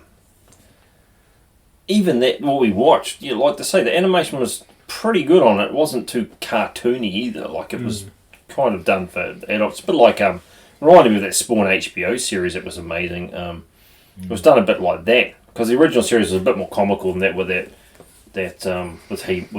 Master of the Universe. Sorry. I suppose it wasn't that sort of just Yeah. those four sort of points of movement of them running up the stairs with arms and legs. It was a bit better than that, but it didn't make me think that it wasn't from the original series. I thought it sort of still held true. Yeah, absolutely. So they've just announced the first wave of those action figures, the Revelations.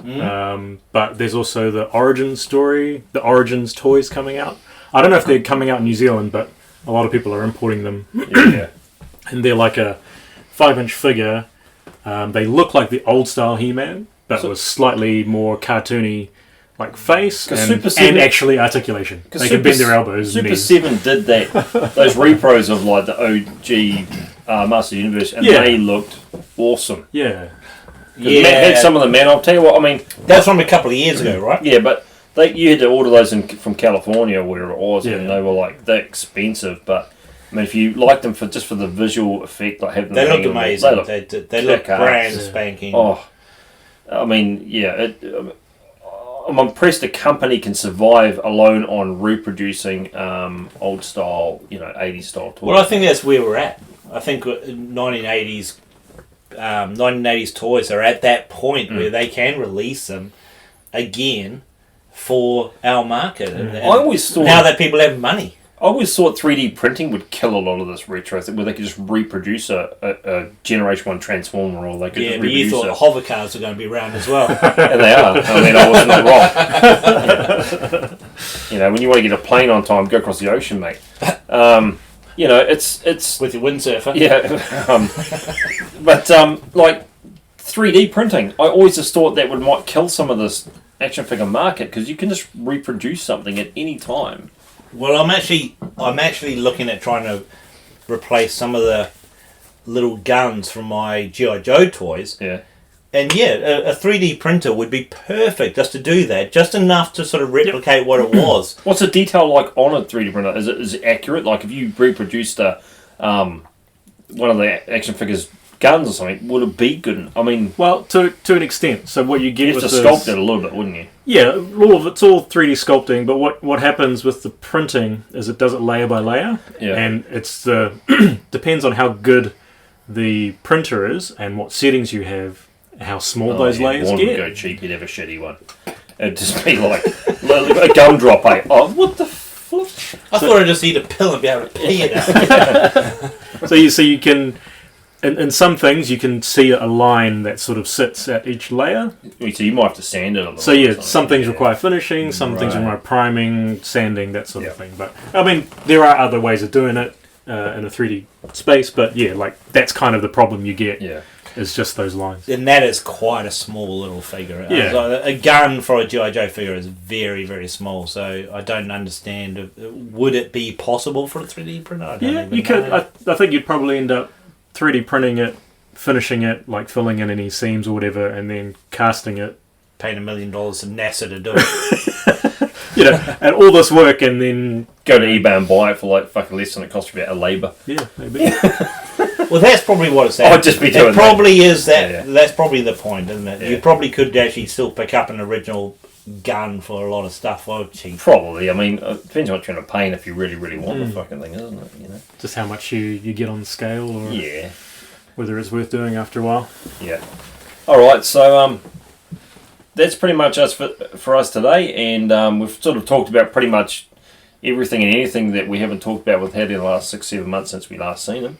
Yeah, it's good to see you again, Hadleigh. Yeah, thanks cheers. for coming Yeah, in, we haven't Hadleigh, and fucking caught up for a Vaughnie while. for Thanks for having it. setting up all Having the technical stuff and having a yarn with us. So I hope everyone enjoyed it. It's just for pure entertainment and opinions purpose, but hopefully you guys enjoy it.